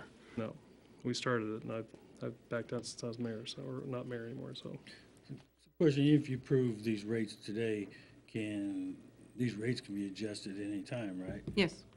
So, I mean, you could approve it today, next month come in and have a whole different proposal and. But the reason you're wanting them approved today is because you're wanting to go ahead and initiate the letters for annual renewal? Which actually they've already gone out. If they pay early payment, they receive the current fees. Yes. Yeah. But beginning January 1, this would be January effective 1. January 1, you wanted Yeah. the new fees. I actually have a question for Commissioner Sands, because in a previous visit with you all, you had said that it may not have pertained to the golf course, but you had said that Fort Riley would always be included with Junction City. So I'm assuming that Junction City, Fort Riley, and Milford, Dr. Landis, would those all be inclusive with this preferential fee we pay structure the for taxes Junction? out there. city? Junction City residents, period, end. Yeah. They'd have to live within the city limits. Correct. So a Milford resident that literally lives 3 blocks away, That's county. It's outside of Junction City. Their taxes do not support that facility. Which isn't that uncommon across the United States. Or Yeah, to live next door. But that's the problem. Pay because, more. Yeah. I mean, the You gotta county, draw a county line. should have been the one that took this from the Corps of Engineers, 30 years ago. But they didn't. It's ours. It's way outside of our city limits. Right. Sorry, but that's the way it is. If it was in town by the airport, we wouldn't be having this discussion. But it's just kind of a squirrely deal that there's a city property that's 10 minutes outside of town.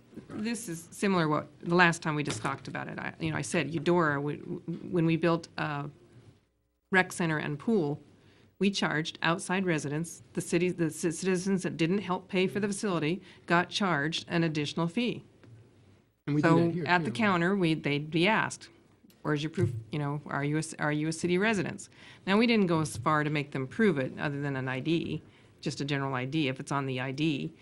We didn't, ask them, to show proof of that, other than their driver's license. But we charged more because they were not the ones paying the bill.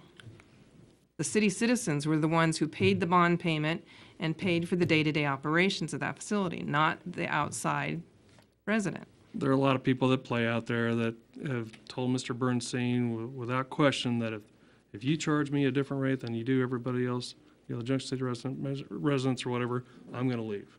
I mean, he's had tons of people tell him that. I've seen it. And his staff, by the way, does an outstanding job out there. We are very lucky to have him. That course hasn't looked this good since I've lived in Junction City. So thank you for all you do. Thank you. But there is a discrepancy between, the residents that pay for that facility and everybody else, like it or not. Sorry. It may be a new concept for this community, but it's not anywhere else in the country. I guarantee it. So I think there's still a motion hanging out in the breeze somewhere. We've been discussing this. Yeah, we're still in the So if you want to discussion. deal with that first, then we'll go from there. We have a motion and a second on the floor to approve the 2015 fee schedule. All in favor, say aye. Aye. Aye.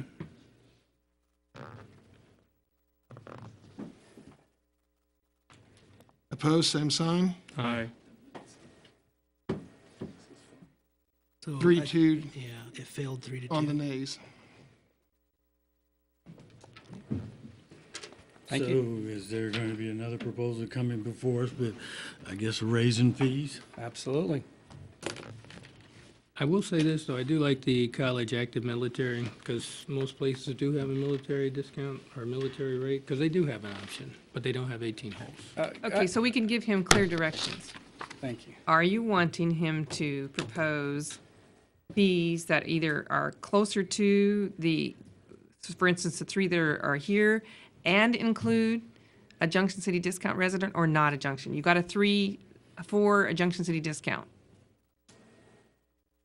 Junction City I'd like resident to see discount. Junction City resident have a discount, whether you put it on the annual fee, so you don't have to deal with it at the cash register. You know, that would make it easier for your employees.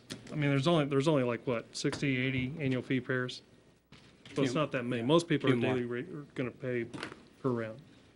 And it may So even if you wanna make an stimulate more impact, it should be annual on fee. everything, but that's me. So we're saying on the daily fee as well as the annual? I think so. I think it should be there. I think it needs to be broke out. I think it needs to be analyzed, what every rate is, what a discount rate is, and then just the rate for annuals. So we can look at it and decide this better fits the community, or this proposal, essentially having two proposals, one all-inclusive, one not. Okay, but you have not tracked historically who's a resident and who's not a resident, have you? We have addresses in our data bank, but Go by zip? we have not tracked every single customer, no. Majority, yes. So he's gonna have a guesstimate. I kind of liked, what you had proposed, because I think it still makes us competitive. We always talk about, making Junction City a destination point. The rates are cheaper than Salina and the other places, but, if you got a good course, reasonable rate, I think it makes the drive worthwhile. That's my 2 cents on it. But I get the thing about, the Junction City residents who carry the burden, and I probably wouldn't have a problem with however you get that worded. But it'd be nice as a citizen to, I guess, to have a little bit of a break. Even if go it was out there to show up $1 your more, grass I mean, out there. Yeah, let's say the weekday green fee for a Junction City resident is $18, and for an out of Junction City resident is $20. Yeah. Not huge, Yeah, not a huge I difference. but think that's a acceptable. little bump. Yeah. I don't think that's horrible. Yeah, whatever proposal I would like returned is gonna have to be not a revenue loss to make the Junction City resident fee work, discount work. It's gonna have to be, you're gonna be bumping up. Yeah, I'd keep what you have here Bump and to then this. just bump Understood. for out-of-town residents. Understood. Start here. Keep and what go. you got, bump up. Right. Okay, Okay. thank you. Thank you, Mr. Bernstein. Thanks, John. Next is consideration and approval of the Kansas Department of Transportation Traffic Signal Maintenance Agreement. Yes, Mayor and City Commissioners. You've seen this agreement before a couple of years ago, back in September of 2012.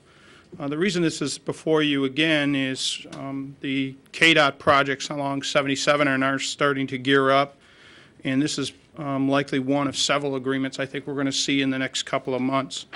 The only change really in this agreement is the adding of the K57 intersection that recently was signalized, and KDOT is looking for us to include that within this standard agreement. We've had the city attorney review to form this agreement.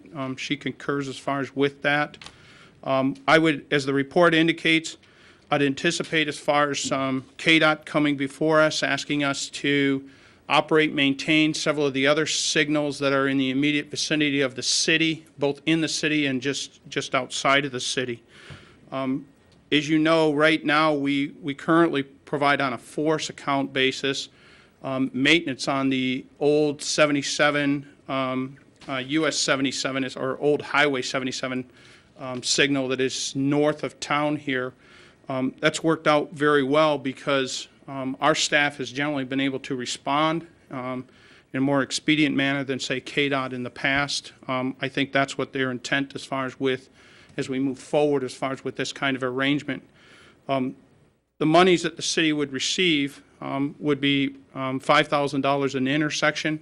Right now, we've got 19 signals within the community. We budget an annual cost as far as on that. Our annual cost, though, for both labor and materials and equipment is less than that. We're somewhere in the range of between $3,500 and $4,000 a signal. So I don't want to say this is a great deal. It is something that we can feel we can handle and address. Staff-wise, we're in agreement with this agreement because we feel that those signals are immediately as far as within the vicinity as far as or in the city.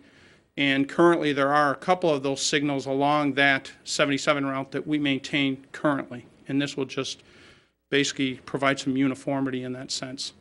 So with that, I'd be happy to answer questions you might have. I'd like to note that this is a one-year agreement. It'll be coming before us, so that way, budget-wise, should we need to adjust these rates, we'll be able to do that. I fully anticipate over the next year, we'll likely see this again as those 77 projects become completed, and then they bring on the new signals as far as on the different project areas online. And I just had, and that kind of answers it. I was just wondering, how far outside the box are we going to go? Right now, we're going up on Old 77, which I firmly believe is a military component should be paying for that because 99% of that traffic goes in and out of Estes Gate. However, we've agreed to take care of it or make repairs to it. And is that intersection going to change with these contracts coming up? A new signalization project? Because right now it just hangs off some guy wires. Not in the immediate future.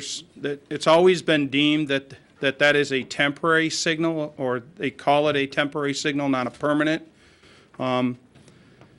There are no plans as part of the 77 projects that I've seen as far as there's about 11 projects combined, and they've combined some of them, so now there's less. I believe there's now 7 projects in total. Roundabout at Old Milford Road still in that project bundle? No, it is not. Okay. No, it is not. Okay. Good. No. Because I thought we would probably get roped into that to maintain that as well. I wouldn't see this extending any further than the limits of I-70 and then up to Old 77 or up to that. I call it the Garrison entrance. I think really what they're trying to do is get it where we would maintain as far as the signalization all up and down along 77. There will be a new signal at the intersection of K18 and Spring Valley Road once that project is completed. Okay. And this contract is just for working on the lights. It's not for maintaining the poles or any of that stuff, right? We will, as part of this contract, and we do this right now, there is a provision in the Uniform Traffic Control Manual that outlines different requirements for biannual inspections. We will be doing those inspections on inspecting the poles, the guide wires, the cabinets, the circuitry. If there are lenses that need to be changed on those signals, and there are, we will be changing out those. If there are emergency call-outs, there is provisions called out in there for them to be able to compensate us for both the labor and materials and equipment as far as on that work. Number 7, under exclusions, reads that it does not include signal pole, luminaire arm, mast arm, and span wire replacement, signal cabinet, controller replacement, camera, radar replacement, conduit, basin wiring repair or replacement, major equipment replacement costs. Right. So there's minor costs that are associated to maintenance on those signals. right, but that litany I just read is all things that are not covered under this contract. That's right. That That's would not- right. that- In other words, if they have to if we've got to If have a somebody pole runs into a replaced, pole- they're going to be paying for that pole, correct. If there's a wire that needs to be, we will be doing the inspection Right. on those. It's a biannual one for those type of items, but there are weekly checks. We do those right now on all of our signals. We check our signals on Monday. And we basically just, the 2 staff members basically go around the entire community and check all of those. We'll just be adding these into that routine check.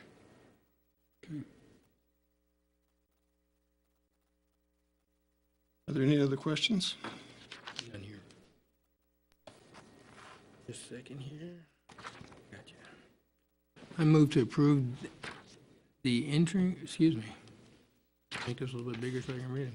I move to approve the entering into an agreement for traffic signal maintenance for the traffic signals at US 77 and Old Highway 77 and US 77 and K 57/K 244 between the Kansas Department of Transportation and the city as presented. Second. We have a motion and a second for approval. Any further discussion? All in favor, say aye. Aye. Opposed, same sign. The ayes have it, 5-0. Thank you. Next on the agenda is consideration and approval of city staff recommendation for the 2015 Street Maintenance Improvement Program. Yes, Mayor and City Commissioners, annually what we've tried to do is bring before you in December staff's recommendation for the expenditures of the street maintenance program for the following year. And that's what you have in the report this evening. A couple items that we did provide you was a breakdown of those particular streets that we're looking to undertake in 2015. Just for the audience listening, we are looking at doing a milling and overlaying on 5th Street, basically from Eisenhower to the eastern terminus of 5th Street. We're also looking at milling and overlaying 14th Street from Westwood to Monroe. And then the concrete, or the large concrete patch repair work we're looking to undertake is along Grant Avenue, essentially from Washington all the way towards the base. There are several areas that we're looking to repair as far as along there. And then we have several valley gutters that we're looking to install or repair at various intersections throughout the community, and there are 8 of those. The project is estimated at about $850,000. That includes construction and engineering. The numbers that we've used to generate this is based off the contracts that we've received over the last couple of years. As you know, we had an open house this year. Continue with that, an annual open house in November 18th. We did not get the numbers we would have hoped, but we did get people that were coming through, and we used that information to help define this program. We also used the paver rating program that we're currently using. We rated about 250 segments this year. There are roughly about 2,000 segments within the community, and a segment is essentially a block in length. We also used input from citizens as well as from the public works staff. We also provided you in the packet the completed projects that have been completed over the last 4 years, and that's on page 98 of your packet. And then likewise, we outlined to you what we anticipate, and this would be subject to a $850,000 street program, what we would hope to try to accomplish in the next 4 years, that being 2016 through 2019. And again, a lot can change in those 4 years. But based on the information the best information that we have available, that's really what we're projecting. So what we're looking for the commission essentially is to concur with our recommendation on this program. If you do, we'd be looking at bringing back before you an engineering contract for design and hopefully have an award of bid within 90 days from that, and then our projects will hopefully get under construction early in the construction season and be completed a little bit sooner than they have in the past, because we don't have quite as much concrete work anticipated in this year's program. Mr. McCafferty, I have Yes. a question for you. I know you talked about it, but I didn't know if I saw some work being done. But over by Sapp Brothers, just off 77 there, did we put the cement in there, or is it still cement coming in to be placed in there, just off the Actually, apron? we had the commission approve that contract amendment, and since that time, and I believe we reported this in one of the 515 reports to you, or at least a couple times, we've had some negotiations with KDOT about that particular project, as well as several of the projects along 77. And one of the things that we've been able to do is negotiate to have them include that segment of Lacey Drive from 77 going west to the, I want to call it the eastern edge of Sapp Brothers driveway, would be replaced as an entire concrete section. Their cost of completing that per square yard was very competitive to what we just had in our bid, and it makes a lot of sense to try to do that all as one project versus us going in and doing a, I want to call it a piecemeal patch on the north side and then turn around next year and do a piece on the south side. So there will be, as part of the intergovernmental agreement between the KDOT and the city, there will be a paragraph or a segment addressing that segment, and we'll be looking for the commission as far as to approve that cost portion as part of the overall project. The city's cost share would be taken from our special highway funds, and we have sufficient dollars to be able to cover that piece as far as along Lacey Drive. So does that answer your question? 2015 or 2016? They're actually looking at doing this project starting in 2015. I would anticipate that segment of Lacey Drive, because they're doing that as part of the diversion diamond interchange improvements. I would anticipate that piece being done in 2015 construction season, although the diversion diamond project is going to take a 2-year construction cycle. But it likely will be done early on as part of the construction project. Good planning. And I've seen in at state where they're talking about taking funds, but they don't know from where, but some of them probably coming from KDOT. Will that impact anything, or have you heard anything where it impacts? The last that I have heard, and I've been talking with Debbie Tankin, who is the product manager, I actually talk or email with her at least probably weekly on the status of different projects within the city. And to the best that we know, our projects are still in the queue. In other words, they're still moving forward. Our anticipation is to have that intergovernmental agreement for the 77 projects, as well as we have a couple other KDOT projects sometime in January before the City Commission for approval. So she emailed me last week indicating that it's still going to take a couple of weeks for that agreement to be forthcoming. So we'd hope to have that to you in January. Thank you much. And the reason for that, even though the state's in budget crisis, is these were considered projects that were already committed. And in addition to that, a big chunk of that money of these projects is coming from federal funding because of the relationship with Fort Riley.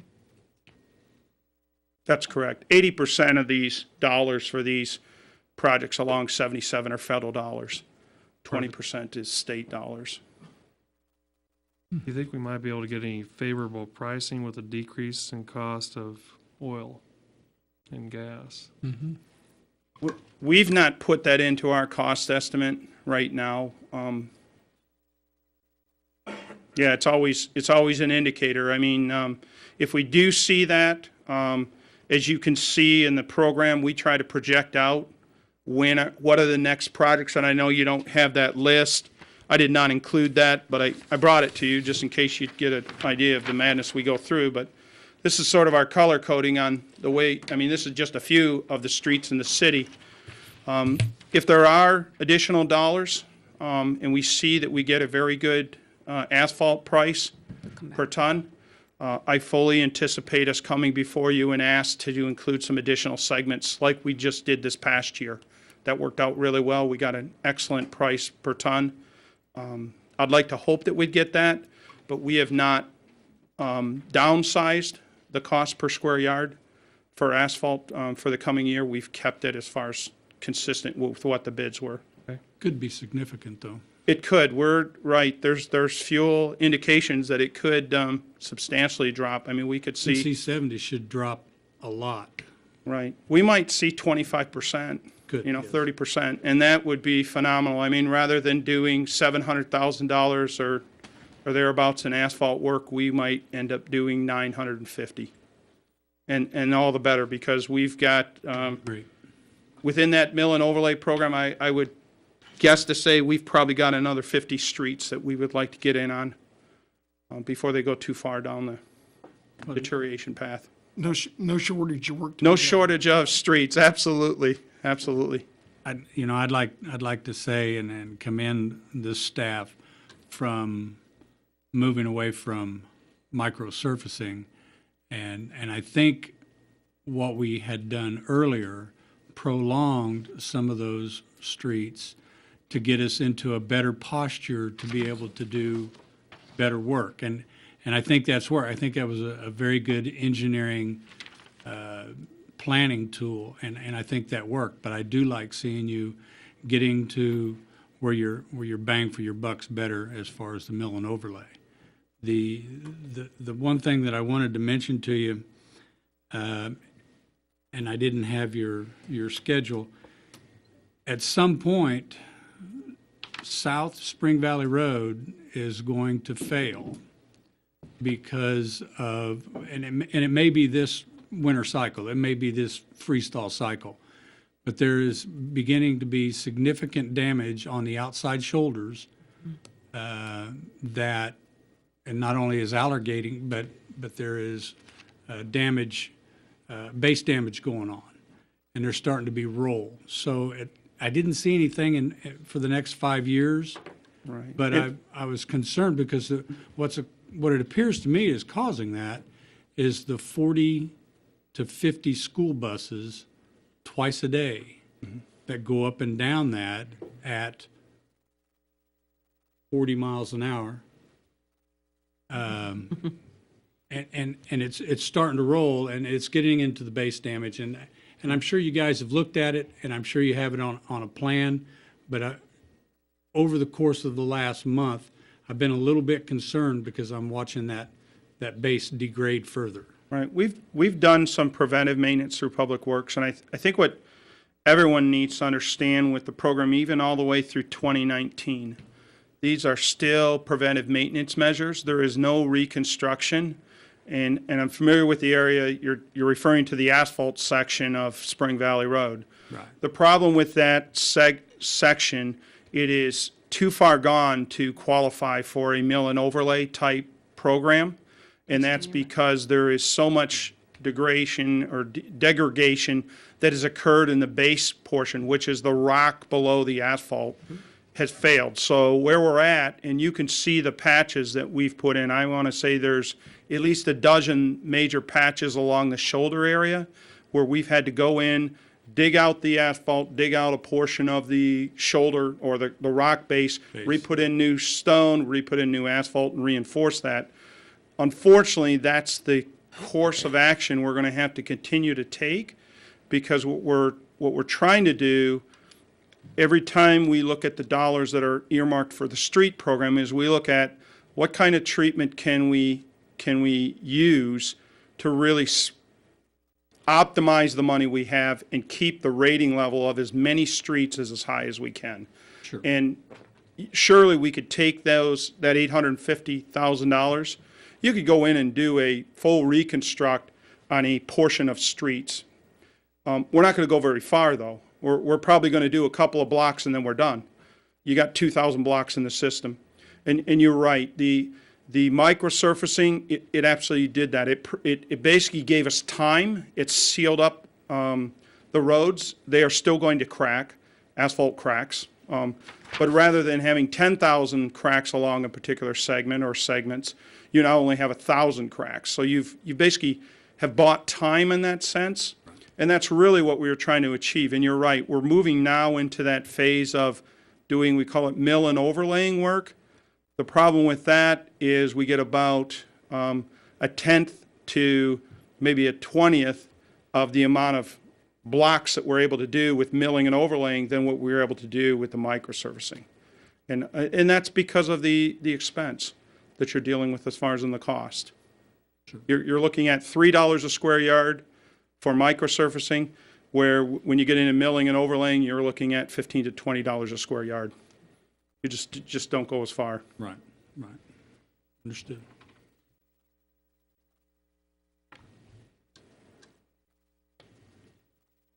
Any other questions? None here. I'd move to approve the 2015 street maintenance program as described. Second. I have a motion and a second for approval. Any further discussion? All in favor, say aye. Aye. Opposed, same sign. The ayes have it, 5-0. Thank you. Thank you. Next on the agenda is consideration and approval of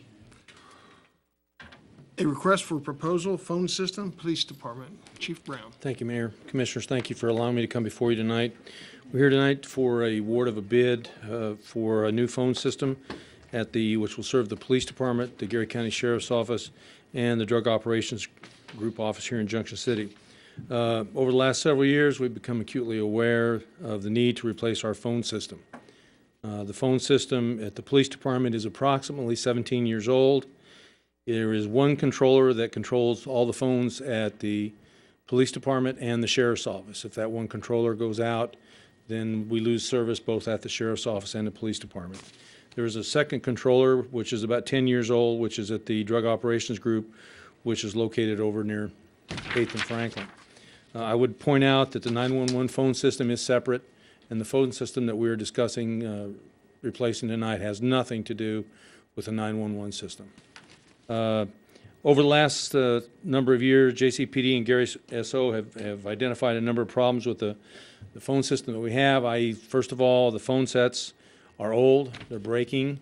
When the phone sets break, we don't have voicemail, so we have to come over to City Hall in many cases and get the phones that are over here to come over and work there. But unfortunately, in many cases, we can't set up the voicemail. So many of the officers, detectives, whatever, don't have voicemail on their phones any longer. The other situation is that Geary County Sheriff's Office has been unable to add new lines. They've expanded over there with the new jail and such. Since that time, they've been unable to add new lines. They're currently stuck at 40 and cannot put any further lines in their department. So that's another reason for this. It is our desire to replace these systems, replace 2 systems with 3 systems. We are asking that there be controller placed at each department so they would have their own controller, so if one system goes down, it doesn't affect the others. We decided when we looked into this that we really didn't have the knowledge to go through and study this properly, so we hired a consultant, Bill Bray with TelePlus Solutions. Bill had been successful in helping the city of Junction City back in, I think, 2010. Audit our phone lines and such, and was able to save the city a number of money. So we decided to bring him in on this project. And we went out for bid on or about October 21st. We direct solicited a number of companies to include Direct Communications of Kansas, JMA, CenturyLink, Cox Communications, and Nextech. We opened the bids on or about November 21st, and Nextech was the low bidder at $58,553 to replace the entire system. We were slightly under budget on what we budgeted for this. We budgeted $44,000 for this, but keep in mind, approximately $10,000 of this is going to have to come from the Sheriff's Office budget. So the entire project is proposed at $58,553 for putting the new system in place and having the first year's maintenance. All those other years' maintenance will be entered into the police dispatch budget, which we split 50%. But we budgeted $44,000. Again, there will be about $9,000, between $9,000 and $10,000 coming in that the Sheriff's Office will add. We have estimated that the police department portion of this will be about 55%. The Sheriff's Office will be 45%, and that will be split accordingly, both coming out of the police and the dispatch budget, which again, the dispatch budget covers both the sheriff and police.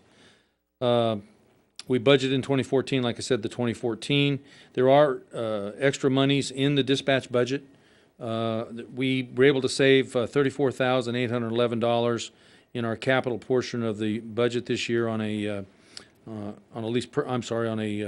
lease payment that was made in 2013 instead of this year. So we do have the monies available in our budget to go forward and spend the few thousand that we'll still need out of this to make this purchase. I would highly recommend, staff recommends this. We met together. Jim German's been on this from the get-go, as has Kelly from the fire department, because she's kind of overseeing the phone systems within the city. And we would like to ask the commission to go forward and approve this purchase and would be open to any questions at this time. What's the normal lifespan of a telecommunication system like this? Sir, to be very honest with you, I don't know. I just know that all our phone systems over there are very old and antiquated, and they're breaking down. Understood. And I really couldn't tell you. Okay. And like I said, the police department is expected, 10 to I believe, almost 17 years. Generally 10 to 15, and I looked over at Jim, and he was mouthing the same thing. 10 to Okay. 15 years is standard for a phone system, Okay. and so it's beyond standard now. One thing I did neglect to mention that currently the drug task force has their own telephone number. So if I want to call them, I have to call that number. With this new system, we'll have intercom. Also, there'll be speakers over there where you can actually call over, Lieutenant Life, you have a call on certain numbers. So You on. have some references on other police departments that have used this system and are happy with it? Actually, Next Tech was a system we've had for 17 years. Okay. So they have a track record with us. So it's an And upgrade. yes, sir. It's It's a basically an reliable upgrade. company. Gotcha. Am I correct, Jim? Next Tech is the carrier that's had our system. That's correct. Yes. Do the municipal building and the police department. Right. So we've got a long history with You're them. happy with it? Yeah, very much so. Sir. And they're very responsive. When we have a phone down, they'll, usually next day, same day or next day service. The maintenance for year 2, 3, 4, and 5 will all, like I said, be all placed in the dispatch budget, which is split between the city and the county. So I would hopefully answer any questions you might have. How does this interact with the new 911? We don't believe there'll be any problem with that whatsoever, sir. Right now, and if many of you heard over the last few days, I've been talking with the media concerning, we will be going forward Thursday night at the 911 board meeting with a proposal to replace our 911 system. Our 911 system is currently an analog system called Rescue Star. The software becomes unsupported in April of next year. And we are going to propose a new system that will be paid for with the tax that's placed on hard lines and cell phones. I think it's 53 cents per system, and be forward with that money. And Riley County just replaced theirs, so we're looking to replace ours because we're going to have to do that. By 2018, the federal government has required that all systems be digital, and that's what we'll have to move to. As far as that goes, there will be no problem now. It's working fine right now, and it'll work fine too. The interaction between the two of them will not be a problem whatsoever.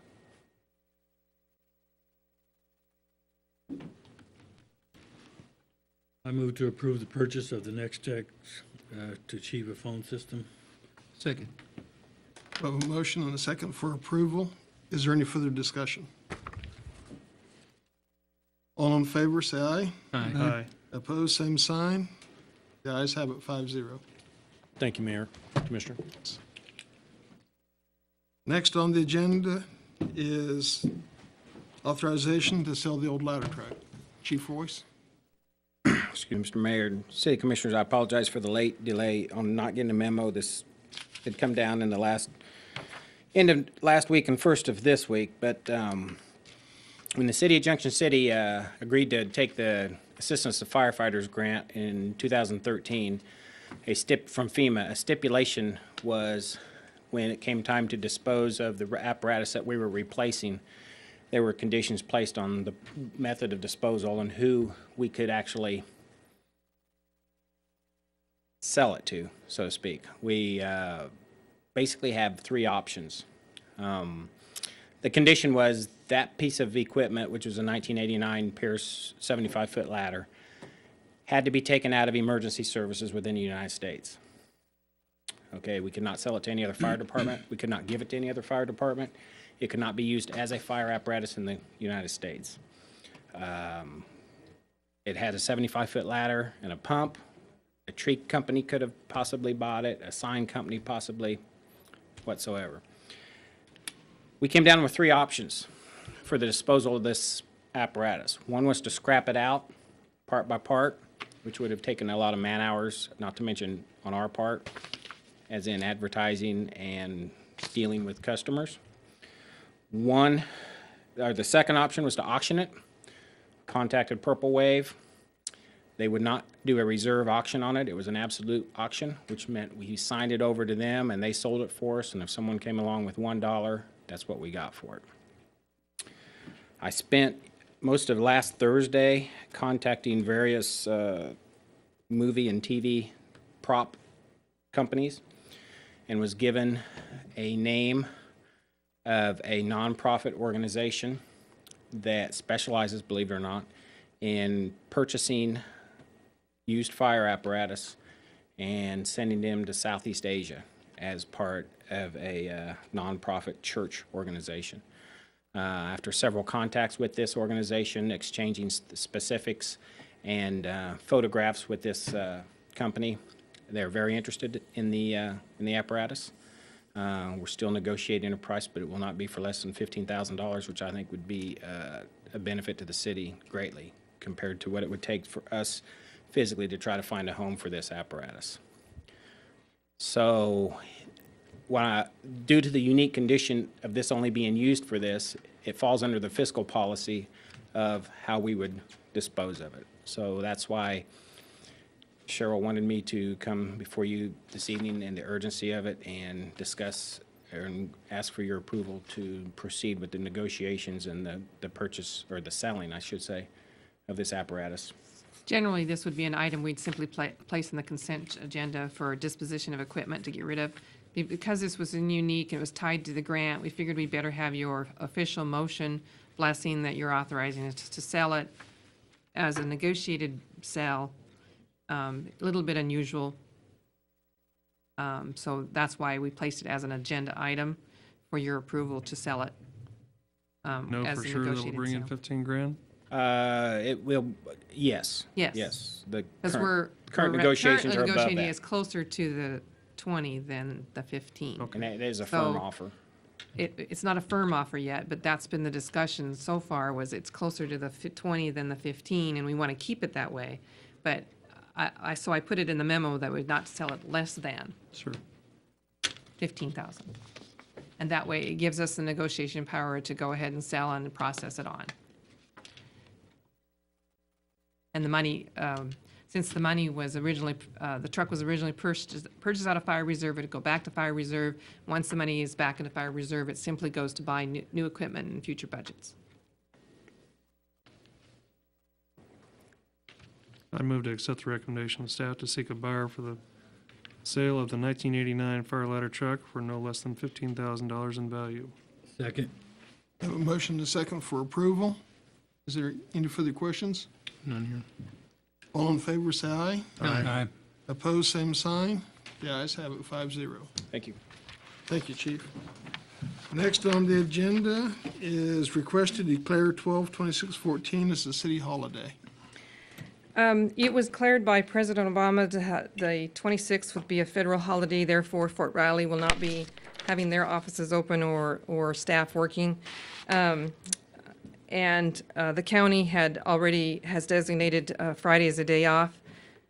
The difference being in our organization is that we have numerous staff members that if we declare it a holiday, I have to pay them 2.5 times on the rate, their hourly rate.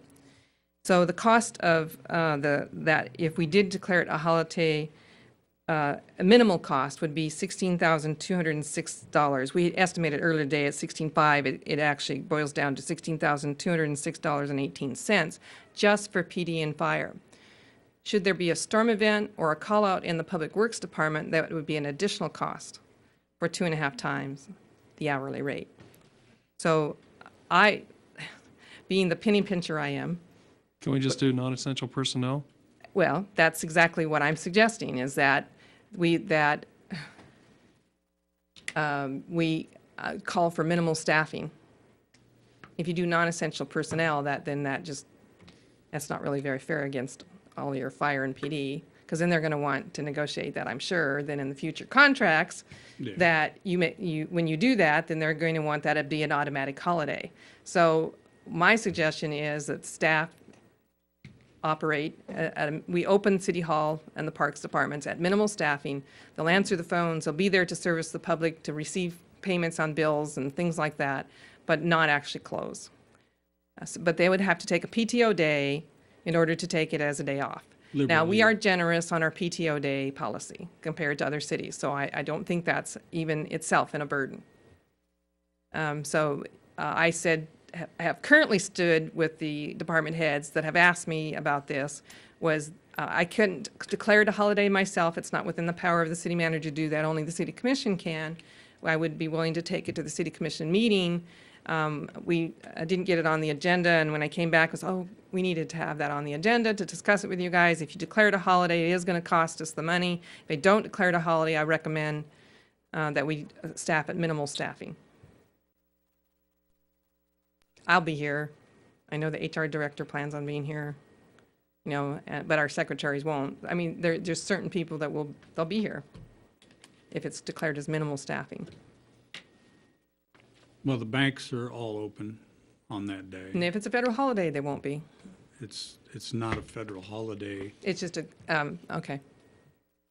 It's not declared a federal holiday. I know the Federal Reserve is not going to be open because we're going to have to process payroll on the 24th instead of the 26th because they won't process through the Federal Reserve if we have it on the 26th. So we're going to have to process payroll 2 days early.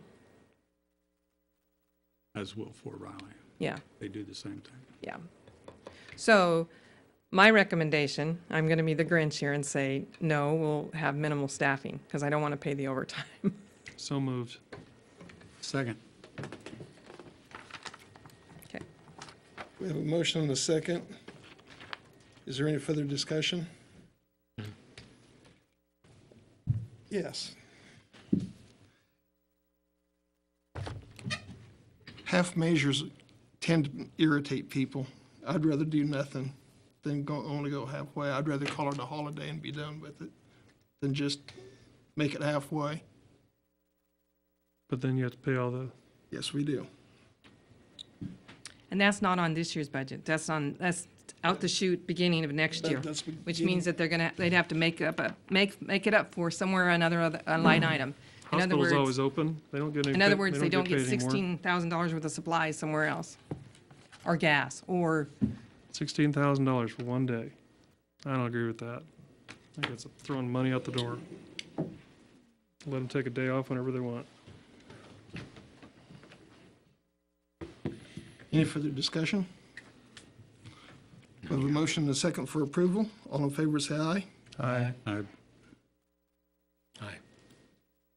Motion passed 4-1. They did say approval, so I'm a little, approved to not have a holiday. Approved, okay. The motion was approved. the motion was approved To not to, have a Minimal holiday. staffing. To go minimal staff, Minimal staffing. but not to not, require. not to make it a holiday. Yeah, I would have the authority to go ahead as administrator to say minimal staffing, which is what I've already said to the department heads. Minimal staffing, if they want it off, they can take a holiday, or PTO day. But that each department has to be covered. Somebody's got to be in the office to answer the phone and answer the citizens' questions or take care of Collect the them. money. Next on the agenda is commissioner comments. Commissioner Sands? Couple items. One in particular, the city-county school board meeting, is that a go or a no-go? The what? City-county? meeting. It is no. It We is canceled, we canceled the December one. Okay, because I So no. still have it on mine. I just want to make sure. Yeah, Thank you. you can take it off. All right. Today, we met with the CVB. We have some moves going on in the chamber and the convention and visitors, basically throughout the Chamber of Commerce over there. But we have a new employee that'll be working in Rick Deister's position, and that's Michelle from the Hampton Inn. She'll be starting first of the year. She's a good person for it. She's a shaker mover, and she's already got 2 conventions coming to the city, and she hasn't even jumped into position yet. So I think the CVB is going to be in a good position. Also, to let folks know how we have done, even with the decline in residents, we were low on our income into the Convention and Visitors Bureau, but for some reason, July kicked in, and we've just about caught up and exceeded where we projected we should have been. So we're better than 2014 with the loss of visitation and fishing out at Milford Lake. So something's guiding us, and we're still a great city, and people want to come here. Sometime in March, look for the announcement of a chamber dinner that, it's probably going to be March the 5th, but look for more and I'll have a theme announced later. January 30th is the 5th Thursday of the month, and there's 4 of them a year, and so that's the chamber dinners, or excuse me, chamber quarterly breakfast. So look for that January the 30th. Again, that's the 4th Thursday, excuse me, the 5th Thursday of the month. All right, there was a discussion, and discussion's come up twice, and I've been part of it, luckily, talking about Milford Lake and what are we going to do, and the algae rating, and we've done worst case, best case, some case, and our newly elected representative is right in the midst of it. So he's gotten something that he's jumped in on, and he's taken it forward, and it's becoming a discussion at state.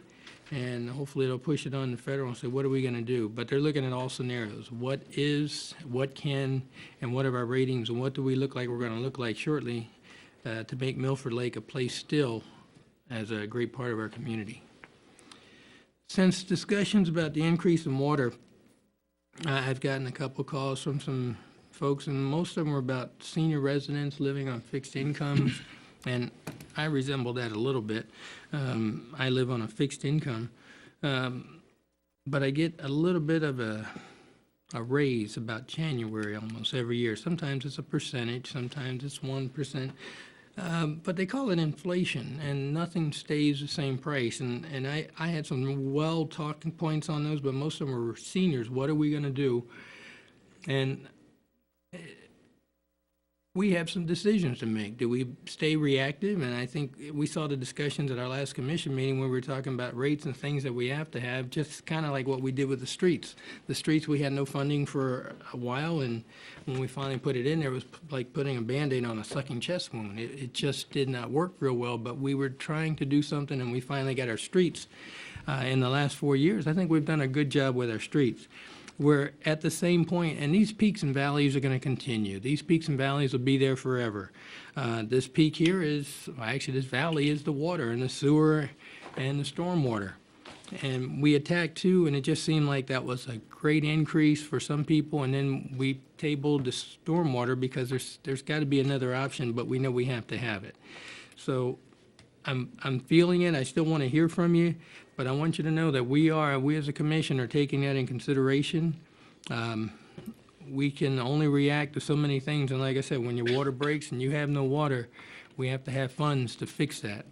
And when the sewer doesn't go where it's supposed to and it comes back into the house, we have to have funds to fix that too. So I want you to know we're thinking about that.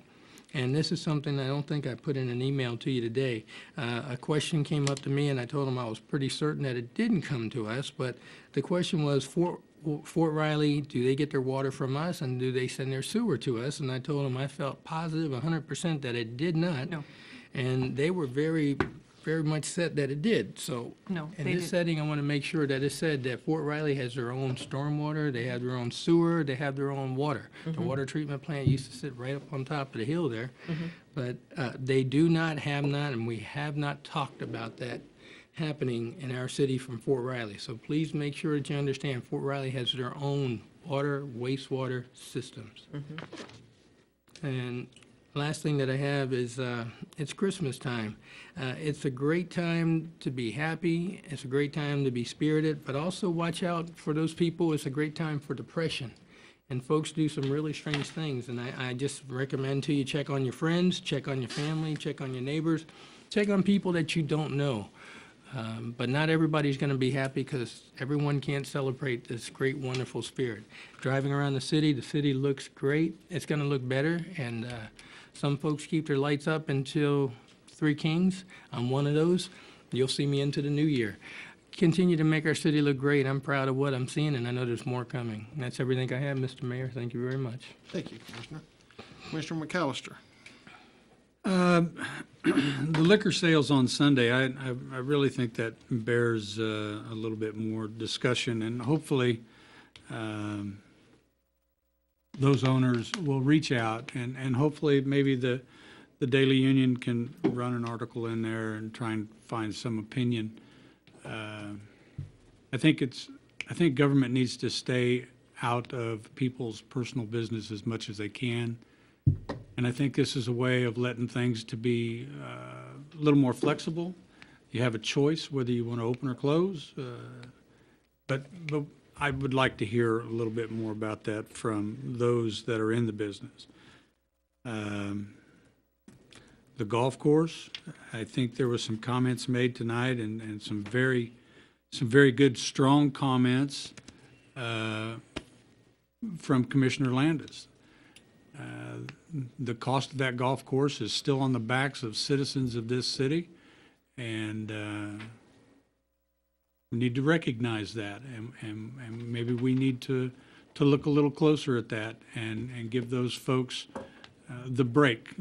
If there's going to be a break, maybe we need to look at that a little closer. I think it's an excellent idea. I wanted to say Merry Christmas. Take care of one another. As Commissioner Sands has said, this is a good time for a lot of folks, but it's not a good time for others. So look out for your family and friends, and enjoy your family and friends. And I look forward to the new year. Everything starts new again, and I think the accomplishments that have been made in 2014 through the police department, through the fire department, through the rec department, I think some of the things that have occurred in 2014 have made our city shine. A lot of good compliments, a lot of good things happening in Junction City. I think I'll leave it at that. Thank you, Commissioner. Commissioner Aska. I just kind of wanted to add a little bit on to Commissioner McAllister.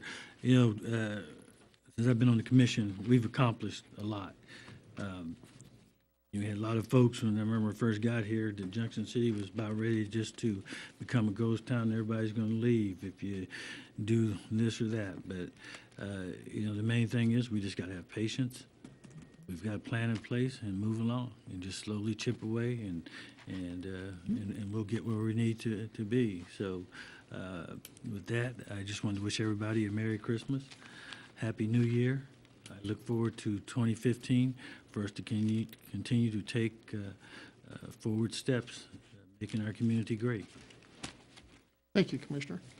Commissioner Landis. I was out hiking out at Helen Park recently, and we've had our third AmeriCorps group out there constructing new trails. They've built a bridge Cool. across the creek. Oh, wonderful. We've been getting a few dollars in our little bank account for that park, and we spent Yes, we some money on a bridge out there across the creek. So it's There's pretty signs cool. are being made, directional signs and We everything. have a parking lot Yeah, we have a parking on lot. Rucker Road now that was donated very generously by Buyer Construction. They did all the grading, put out all the gravel. There's a concrete approach into it now. So it's really good. You won't bottom your vehicle out anymore. So it's nice to see these things kind of coming online. It's a great place to exercise, walk your dogs. It's just, you don't even know you're in Kansas. You won't understand that comment until you go out there, and you will get a workout. It is a lot of up and down, a lot of rocks.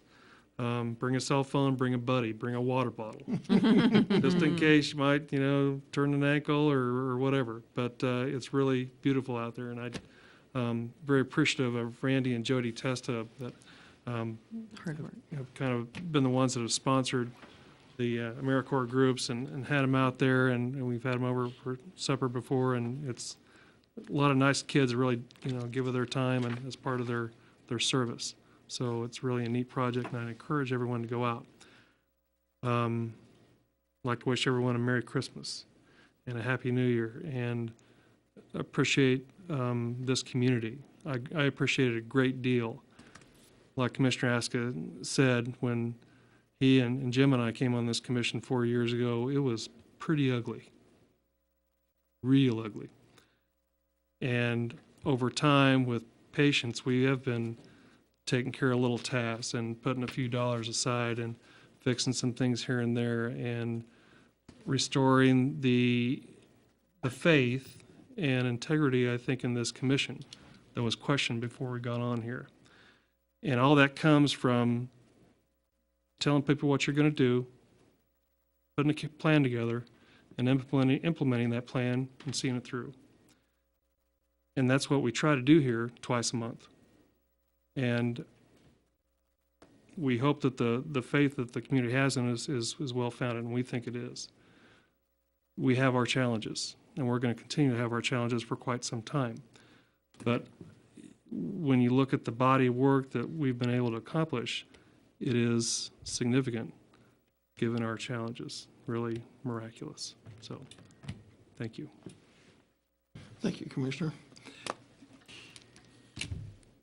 The last 2 years on this commission have been an eye-opener for me. The first year, well, when these guys got on 4 years ago, I used to watch it on TV, watch what they went through.